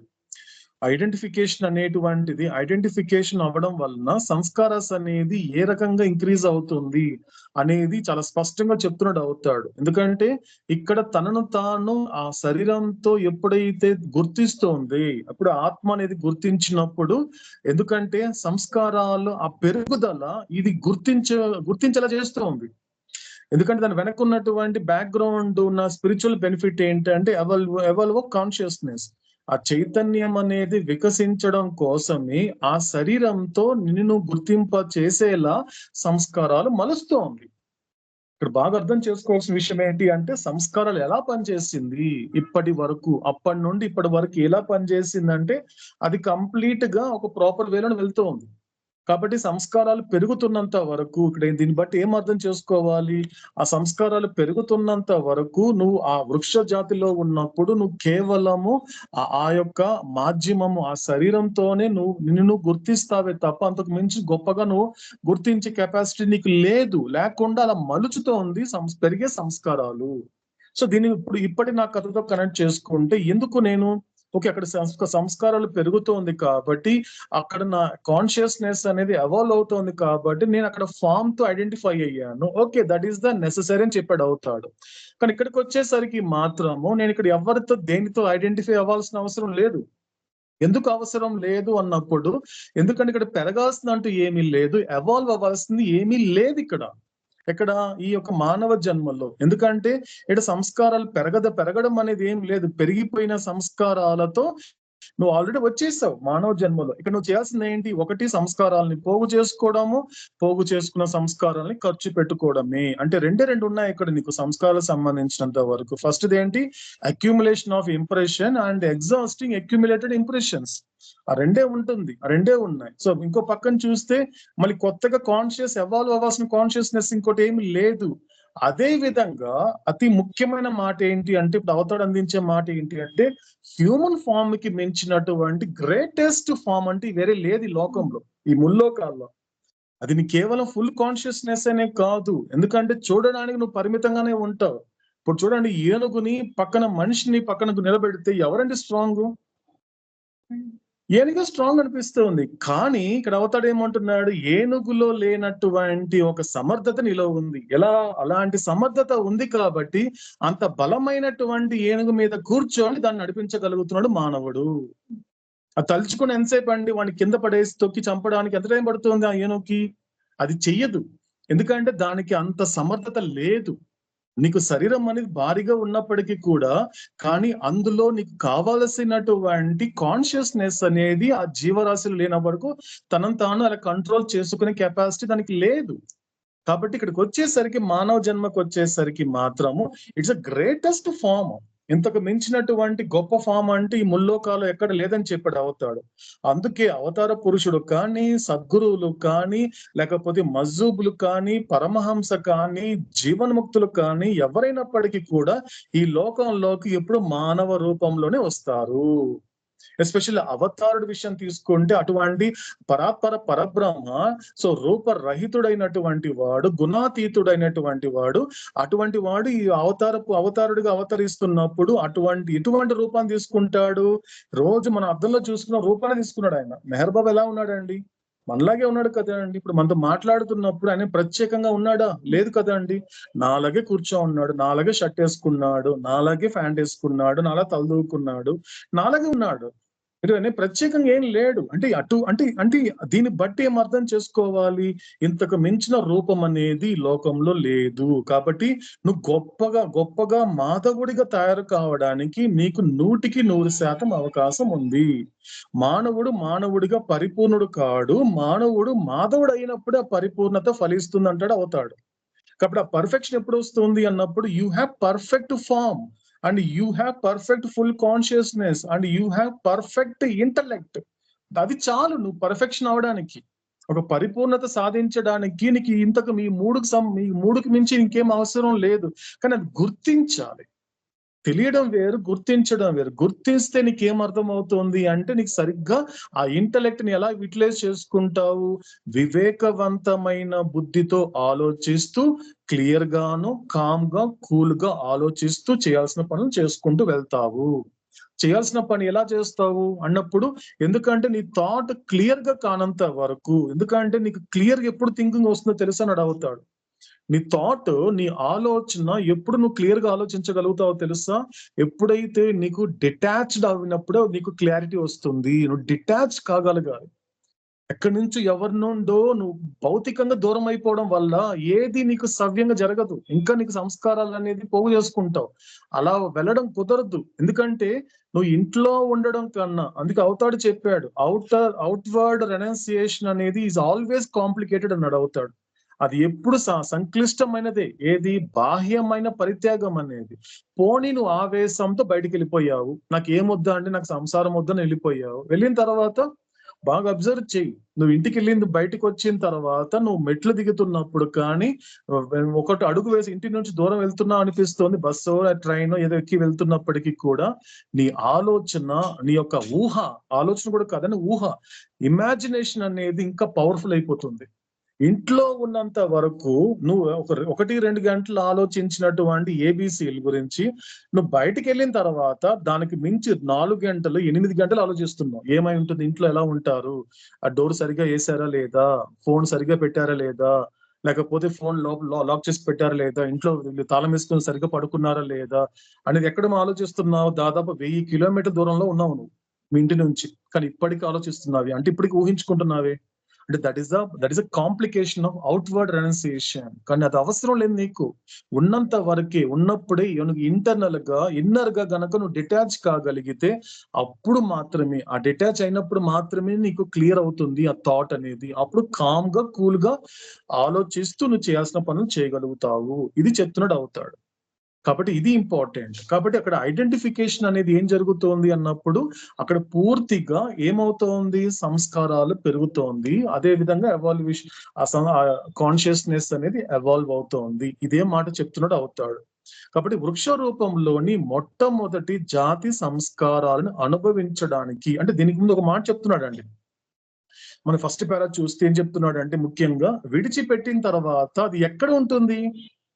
ఆ కాన్షియస్నెస్ అనేది దేని మీద కేంద్రీకృతమైంది? ఇది మనకి సెకండ్ టైం రిపీట్ చేస్తున్నాడు. కాస్త మన శ్రద్ధగా ఆలకిస్తే అవుతాడు. మళ్ళీ ఇంకొక రెండోసారి రిపీట్ చేస్తున్నాడు. అంటే ఒక్కసారి డిసోసియేట్ అయిన తర్వాత నెక్స్ట్ ఫామ్ లేదు దానికి. ఇప్పుడు చూడండి, మనిషి విషయం తీసుకుంటే, ఒక మానవుడు బాడీ డ్రాప్ చేశాడు అంటే, ఒక జీవుడు శరీరం విడిచిపెట్టిన తర్వాత అతను వెంటనే శరీరం రాదు. In the case of most souls, అవుతాడు చెప్పే విషయాలన్నీ జనరల్ గా మాట్లాడతాడు కాబట్టి అవి మోస్ట్ సోల్స్ సంబంధించి. ఏం జరుగుతుంది? వెంటనే ఫామ్ రాదు కాబట్టి మనకు ఒక ప్రాసెస్ చెప్పాడు అవుతాడు. 72 hours, 10 days, ఆఫ్టర్ 10 days మనకి 3 ప్రాసెస్ ఉన్నాయి కాబట్టి. సో బాడీ డ్రాప్ చేసిన తర్వాత అతడి పరిస్థితి ఏంటి, ఆ జీవుడి పరిస్థితి ఏంటి అన్నప్పుడు, అతడి యొక్క కాన్షియస్నెస్ అనేది దేని మీద సెంటర్డ్ అయి ఉంటుంది అన్నప్పుడు, అతడు ఆ శరీరం విడిచిపెట్టినప్పుడు, ఆ డిసోసియేట్ అయినప్పుడు ఉన్నటువంటి ఆ గ్రాస్ ఇంప్రెషన్ మీద సెంటర్ అవుతుంది. ఇక్కడ మాత్రం అవుతాడు ఏం చెప్తున్నాడు? వాటికి ఆ మోస్ట్ ఆ గతంలో ఉన్నటువంటి ఫామ్ కి సంబంధించినటువంటి సంస్కారాస్ మీద సెంటర్డ్ అయి ఉంటుంది. అందుకే ఇక్కడ మనకి అవుతాడు గ్రాస్ ఇంప్రెషన్స్ అని వాడలేదు, ఒట్టి ఇంప్రెషన్ వాడుతున్నాడు. ఎందుకంటే గ్రాస్ ఇంప్రెషన్ అనేది ఫుల్ గా ఫామ్ అయ్యేది మనకి మానవ జన్మలో మాత్రమే. అందుకే ఇక్కడ మీరు అబ్జర్వ్ చేస్తే కూడా మనకి ఎవల్యూషన్ ప్రాసెస్ లో ఎక్కడ కూడా గ్రాస్ అని కానీ సటిల్ అని కానీ మెంటల్ అనేది అవతాడు వాడటం లేదు. అంటే జస్ట్ ఇంప్రెషన్ అవుతాడు. ఇది కాస్త గుర్తిద్దాం. కాబట్టి ఎక్కడ సెంటర్ అయి ఉంటుంది ఆ సంస్కారాలన్నీ కూడా అన్నప్పుడు ఆ ఆత్మ యొక్క చైతన్యం అనేది ఎక్కడ కేంద్రీకృతం అయి ఉంటుంది అన్నప్పుడు అది మొదటిసారి ఏదైతే డిసోసియేట్ అయ్యి దేనితో అయితే ఐడెంటిఫై అయిన తర్వాత డిసోసియేట్ అయిపోయింది కదా, ఆ ఫామ్ కి సంబంధించి ఆ యొక్క జాతికి సంబంధించినటువంటి సంస్కారాల మీద కేంద్రీకృతమై ఉంటుంది. ఎలాగైతే ఒక మనిషి ఒక జీవుడు బాడీ డ్రాప్ చేశాక ఎలాగైతే స్థూల సంస్కారాల మీద కేంద్రీకృతం అయి ఉంటుందో ఆ యొక్క ఎరుకకి, అదే విధంగా ఇక్కడ కూడా అలా జరిగింది. కాబట్టి ఇది గుర్తు పెట్టుకోవాలి. అంటే ఎప్పుడైతే సంస్కారాల మీద కేంద్రీకృతం అయ్యి ఉన్నప్పుడు అప్పుడు అక్కడ ఆ యొక్క కాన్షియస్నెస్ కి ఫామ్ లేదని అర్థం. ఫామ్ లేదు, ఇంకా లేదండి, వితౌట్ ఫామ్ తో ఉంది అది. అప్పుడు ఏమవుతుంది, తర్వాత నెక్స్ట్ ఫామ్ కూడా అసోసియేషన్ అవుతుంది. కాబట్టి ఇదే విషయాన్ని మనం కంటిన్యూ చేస్తూ వృక్ష రూపంలోని మొట్టమొదటి జాతి సంస్కారాలను అనుభవించడానికి ఇప్పుడు ఏ రూపంతోనూ సహచర్యం చేయని ఆత్మ యొక్క చైతన్యము తగిన మాధ్యమాని, అనగా వృక్ష రూపంలోని మొట్టమొదటి జాతికి వెనువంటనే జాతిని వాడుకుంటుంది. వృక్ష రూపంలో మొట్టమొదటి జాతి వెనువంటినే వచ్చే జాతి వృక్ష రూపంలోని మొట్టమొదటి జాతి సంస్కారాలు ఘనీభవించిన మోసయే కానీ వేరొకటి కాదు. ఇక్కడేం వాడుతున్నాడు అవుతాడు మోస్ట్ నెక్స్ట్. ఇంతవరకు ఏం జరిగింది, మోస్ట్ ఫస్ట్ వచ్చింది. ఇప్పుడు ఏం జరిగింది అంటే ఇప్పుడు ఎప్పుడైతే మోస్ట్ ఫస్ట్ అనేది ఫామ్ అనేది అసోసియేట్ అయిన తర్వాత, ఐడెంటిఫికేషన్ అయిన తర్వాత, డిసోసియేట్ అయిన తర్వాత ఏమవుతోంది, ఆ సంస్కారాల మీద అది కేంద్రీకృతం అయిన తర్వాత నెక్స్ట్ ఏంటి, వెంటనే మోస్ట్ ఫస్ట్ అయిపోయింది. నెక్స్ట్ ఏంటి, మోస్ట్ నెక్స్ట్. మోస్ట్ ఫస్ట్ అయింది కాబట్టి ఇప్పుడు మోస్ట్ నెక్స్ట్. కాబట్టి మోస్ట్ నెక్స్ట్ అనేది దేని మీద ఆధారపడి ఉంటుంది, స్పష్టంగా చెప్తున్నాడు అవుతాడు, వెంటనే వచ్చే జాతిని వాడుకుంటుంది. అంటే ఆ వృక్ష రూపంలోని మొట్టమొదటి జాతి అంటే మోస్ట్ ఫస్ట్ లో ఉన్నప్పుడు అక్కడ ఉన్న ఏ సంస్కారాలు అయితే పెంచుకుందో దానికి సంబంధించినటువంటి మూస మౌల్డింగ్ అని అవుతాడు. అది ఎక్కడి నుంచో రాదు. ఇప్పుడు ఎలాగైతే ఈ జన్మ గత జన్మ యొక్క ఘనీభవించిన మోస ఈ జన్మ. ఇప్పుడు హరిప్రసాద్ అనేటువంటి వాడి జన్మ ఎలాంటిది అంటే గత జన్మలో నా సంస్కారాల ఘనీభవించినటువంటి ఆ మోసే నాకు ఈ జన్మ. చాలా వరకు ఎందుకంటే ఎక్కువ తీసుకోవద్దన్నాడు అవుతాడు. నువ్వు కన్ఫ్యూజ్ అయ్యే అవకాశం ఉంటుంది, నీకు అర్థం కాకపోవడానికి అవకాశం ఉంటుంది. కాబట్టి ఒక్క జన్మ తీసుకో ఫర్ యువర్ అండర్స్టాండింగ్ పర్పస్. నువ్వు అర్థం చేసుకోవడానికి ఒక్క జన్మ తీసుకో, గత జన్మ తీసుకోవచ్చాలి. ఇన్ని జన్మలు అవసరం లేదు. 2 లక్షల జన్మలు తీసుకుంటే నీకు కన్ఫ్యూజ్ అవుతుంది, మళ్ళీ నీ యొక్క ఇమాజినేషన్ అనేది ఇంకా పెరిగిపోతుంది. వద్దు, ఒక్క జన్మ తీసుకో. గత జన్మలో నువ్వు చేసినవన్నీ కూడా ఈ జన్మలో కొన్ని అనుభవించాల్సి వస్తుంది కాబట్టి అనుభవిస్తున్నావు. అవన్నీ తెలిసే చేసావు కాబట్టి ఒక్కటి తీసుకో. కాబట్టి ఇప్పటి ఈ జన్మ అనేది ఏదో కాదు, గత జన్మ నాకు ఘనీభవించిన, ఎటువంటి ఘనీభవించిన, నాకు గత జన్మ యొక్క సంస్కారాల ఘనీభవించిన మోసే ఈ యొక్క నా జన్మ. కాబట్టి హరిప్రసాద్ అనేటువంటి ఫామ్ తో నేను అసోసియేట్ అయ్యాను అంటే ఏమవుతోంది, ఇది దేనికి సంబంధించిన మోస అంటే గత జన్మకి సంబంధించిన ఆ సంస్కారముల ఘనీభవించిన మోసే ఈ హరిప్రసాద్ తో అసోసియేట్ అయినటువంటి జన్మ అనేది మనకి అప్పటి అంటే నిన్నటి నా కథకి ఇప్పటి నా కథకి అవుతాడు ఇలా కనెక్ట్ చేస్తూ మనకి అర్థమయ్యేలాగా గుప్పెట్లు అందించేలాగా అందిస్తున్నాడండి. కాబట్టి అవుతాడు తర్వాత మెహరోపాసనంలో ఏది చెప్పి కొనసాగిస్తాడనేది ఆలకిస్తూ మన ఈ మెహరోపాసనాన్ని కొనసాగించే ప్రయత్నం చేద్దాం. ఎటర్నల్ బెలవెడ్ అవతార్ మెహర్ బాబా కి జై. ఓకేనండి. సో ఎవరైనా అడిగి నివృత్తి చేసుకోవాలనుకుంటున్నారా, లేకపోతే చెప్పి నివృత్తి చేసుకోవాలనుకుంటున్నారా, మీ క్లారిఫికేషన్స్?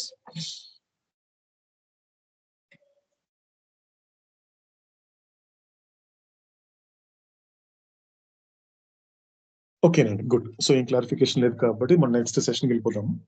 సో నెక్స్ట్ మనకి నర్మదా గారి సాంగ్ ప్రెజెంటేషన్ ఉంటుంది. ఆ తర్వాత నామము అండ్ అరుణ ఆరతి చేస్తారు. ఆ తర్వాత 2 నిమిషాల పాటు నిశ్శబ్దం పాటించి ఈ పూట మెహరోపాస్ ను కంక్లూడ్ చేద్దాం. अवतार मेहर बाबा की जय। దయగలవాడవు నీవు దేవుడవు అవతారుడవు దేవుడవు అవతారుడవు నీతో చెల్లిమి నాకభయమని నీతో చెల్లిమి నాకభయమని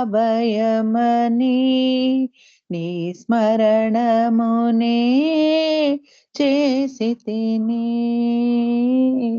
నీ స్మరణమునే చేసి తిని దయగలవాడవు నీవు దేవుడవు అవతారుడవు దేవుడవు అవతారుడవు మోహములో పడి జీవించినప్పుడు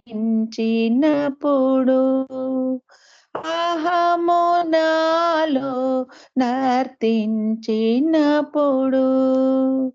మోహములో పడి జీవించినప్పుడు అహము నాలో నర్తించినప్పుడు నీతి నియమాలు జారినప్పుడు ఖ్యాతి కోసం యోచించినప్పుడు సాయము చేయుము దారిని మార్చుము సాయము చేయుము దారిని మార్చుము దయగలవాడవు నీవు దేవుడవు అవతారుడవు దేవుడవు అవతారుడవు చేసిన పాపము గత జన్మ ఫలము పశ్చాత్తాపము పొందిన సఫలము చేసిన పాపము గత జన్మ ఫలము పశ్చాత్తాపము పొందిన సఫలము మాకు అందించు ఆ దివ్య సహనం మమ్ము నడిపించు నీ దరికి పయనం సాయము చేయుము దారిని మార్చుము సాయము చేయుము దారిని మార్చుము దయగలవాడవు నీవు దేవుడవు అవతారుడవు దేవుడవు అవతారుడవు తెలుసుకున్నాము జీవన సత్యం బ్రతకాలని ఉంది నీకై నిత్యం తెలుసుకున్నాము జీవన సత్యం బ్రతకాలని ఉంది నీకై నిత్యం పాడుచున్నాము నీ ప్రేమ గీతం వేడుచున్నాము నీ దివ్య చరణం మెహర్ బాబా ప్రేమావతారా మెహర్ బాబా ప్రేమావతారా దయగలవాడవు నీవు దేవుడవు అవతారుడవు దేవుడవు అవతారుడవు నీతో చెల్లిమి మాకభయమని నీతో చెల్లిమి మాకభయమని నీ స్మరణముని చేసి తిని నీ స్మరణమునే చేసి తిని. అవతార్ మెహర్ బాబాకి జై. ఈ యొక్క పాటలో కవి ఆ అవతార పురుషుడైన దేవదేవుడు దయగలవాడు అని సంబోధిస్తున్నాడు. అంటే అవతారుడు దయ ఉంది కాబట్టే ఎన్నిసార్లైనా ఈ మానవాళి కోసం, ఈ సృష్టి కోసం తాను మళ్ళీ మళ్ళీ ఈ భూమి మీదకి వస్తూ వచ్చిన ప్రతిసారి కూడా తను అనంతమైన ఆ కష్టాల్ని తన మీద వేసుకొని ఇక్కడ ప్రక్షాళన చేసి మనకు దారి సుగమం చేసి వెళుతూ ఉంటాడు. అందుకే ఆయనకు ఉన్నటువంటి దయ, ఆ కరుణ ముందు ఇది ఏది కూడా సాటి రాదు అని ఇక్కడ మనకు అర్థమవుతుంది. ఇక్కడ ఉన్నటువంటి ఈ మానవాళి ఎలా ఉంటారంటే మోహంలో పడి జీవిస్తూ ఉంటారు. వాళ్లకు ఈ యొక్క స్థూల ప్రపంచంలో ఉన్నటువంటి ఆ సదుపాయాలు, ఆ బంధాలు, ఆ మోహాలతోనే వాళ్ళు జీవిస్తూ ఉంటారు. అహం అన్నది వాళ్ళల్లో నర్తిస్తూ ఉంటుంది. నీతి నియమాలు అన్నవి పాటించకుండా ఆ దిగజారిపోయి ఉంటారు. అలాగే ఖ్యాతి కోసం ప్రాకులాడుతూ ఉంటారు. అలా ఉన్నటువంటి మాకు సాయాన్ని నువ్వు అందించు అంటూ ఆ భగవంతుణ్ణి ఇక్కడ కవి వేడుకుంటున్నాడు. అంటే ఇక్కడ ఉన్నటువంటి స్థూల ప్రపంచంలో ఉన్నటువంటి ఈ ఆత్మలన్నీ కూడా ఇలాంటి ఒక బంధనాల్లోనే తగులుకొని ఉంటారు కాబట్టి సాయం చేసి మాకు దారి చూపు అని ఇక్కడ కవి వేడుకుంటున్నాడు. అలాగే మనం చేసినటువంటి పాపాలన్నీ ఏమున్నాయో కూడా అన్ని కూడా మనం చేసుకున్నటువంటి గత జన్మ ఫలితాలే అవి, ఇంకేవి కాదు. మనం ఇప్పుడు అనుభవిస్తున్నటువంటి ఏ పాపాలు అనుభవిస్తున్నా కూడా అవన్నీ కూడా మనం చేసుకున్నవే గత జన్మలో. దీన్ని ఆలోచించుకొని ఇది మనం చేసుకున్నదే కదా అంటూ ఇంకొకసారి అలా చేయకుండా ఉండాలి అంటూ పశ్చాత్తాపం, అంటే ఆ చేసిన పాపాలకు ఎప్పుడు మనం పశ్చాత్తాపం పొందుతామో అప్పుడే జీవనం సఫలమవుతుంది.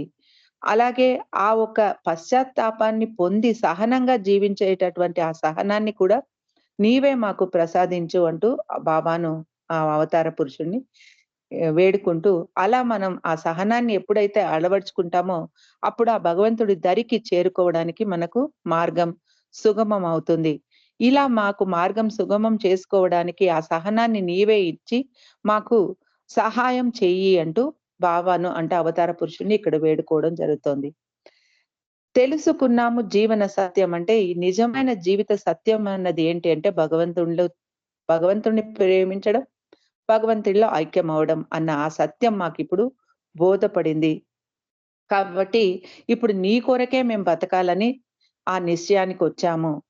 కాబట్టి నీ ప్రేమ గీతాన్నే మేము పాడుకుంటున్నాము, నీ దివ్య చరణాలే మాకు కావాలని కోరుకుంటున్నాము అంటూ ప్రేమావతారుడైన మెహర్ బాబాను ఇక్కడ కవి వేడుకోవడం జరిగింది ఈ పాటలో. అవతార్ మెహర్ బాబాకి జై.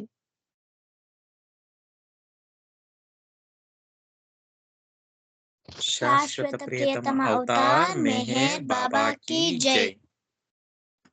सच्चिदानंद परमानंद मेहरु बाबा विज्ञानंद. सच्चिदानंद परमानंद मेहरु बाबा विज्ञानंद. सच्चिदानंद परमानंद मेहरु बाबा विज्ञानंद. सच्चिदानंद परमानंद मेहरु बाबा विज्ञानंद. सच्चिदानंद परमानंद मेहरु बाबा विज्ञानंद. सच्चिदानंद परमानंद मेहरु बाबा विज्ञानंद. सच्चिदानंद परमानंद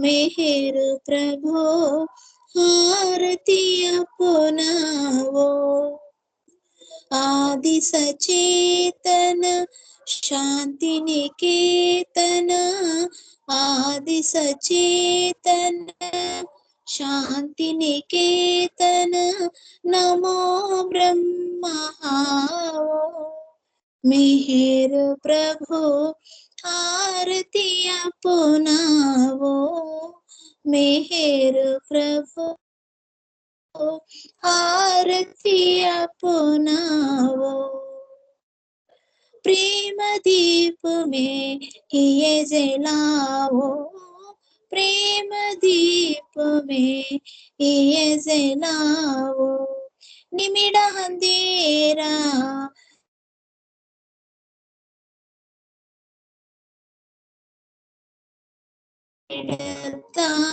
पाओ। अपना सब कुछ तुम्हें चढ़ाओ, अपना सब कुछ तुम्हें चढ़ाओ। तुम मुझको सरसाओ। मेहर प्रभु आरती अपनाओ। मेहर प्रभु आरती अपनाओ। जीवन के हर सांस हमारी, जीवन के हर सांस हमारी बन जाए प्रभु गति तुम्हारी।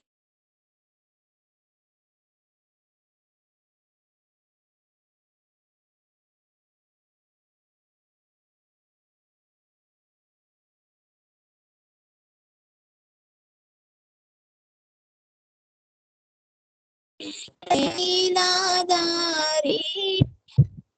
ना बरसा ओ। मेहर प्रभु आरती अपनाओ। मेहर प्रभु आरती अपनाओ। बने हारती जीवन मेरा, बने हारती जीवन मेरा। आदि अंत्य का लय हो गेरा, आदि अंत्य का लय हो गेरा। कुले नयन और दिखु सवेरा, कुले नयन हार दिखो सवेरा। तुम मुझ में जाओ। मेहर प्रभु आरती अपनाओ। मेहर प्रभु आरती अपनाओ। आदि सचेतन शांति निकेतन, आदि सचेतन शांति निकेतन, नमो ब्रह्माओ।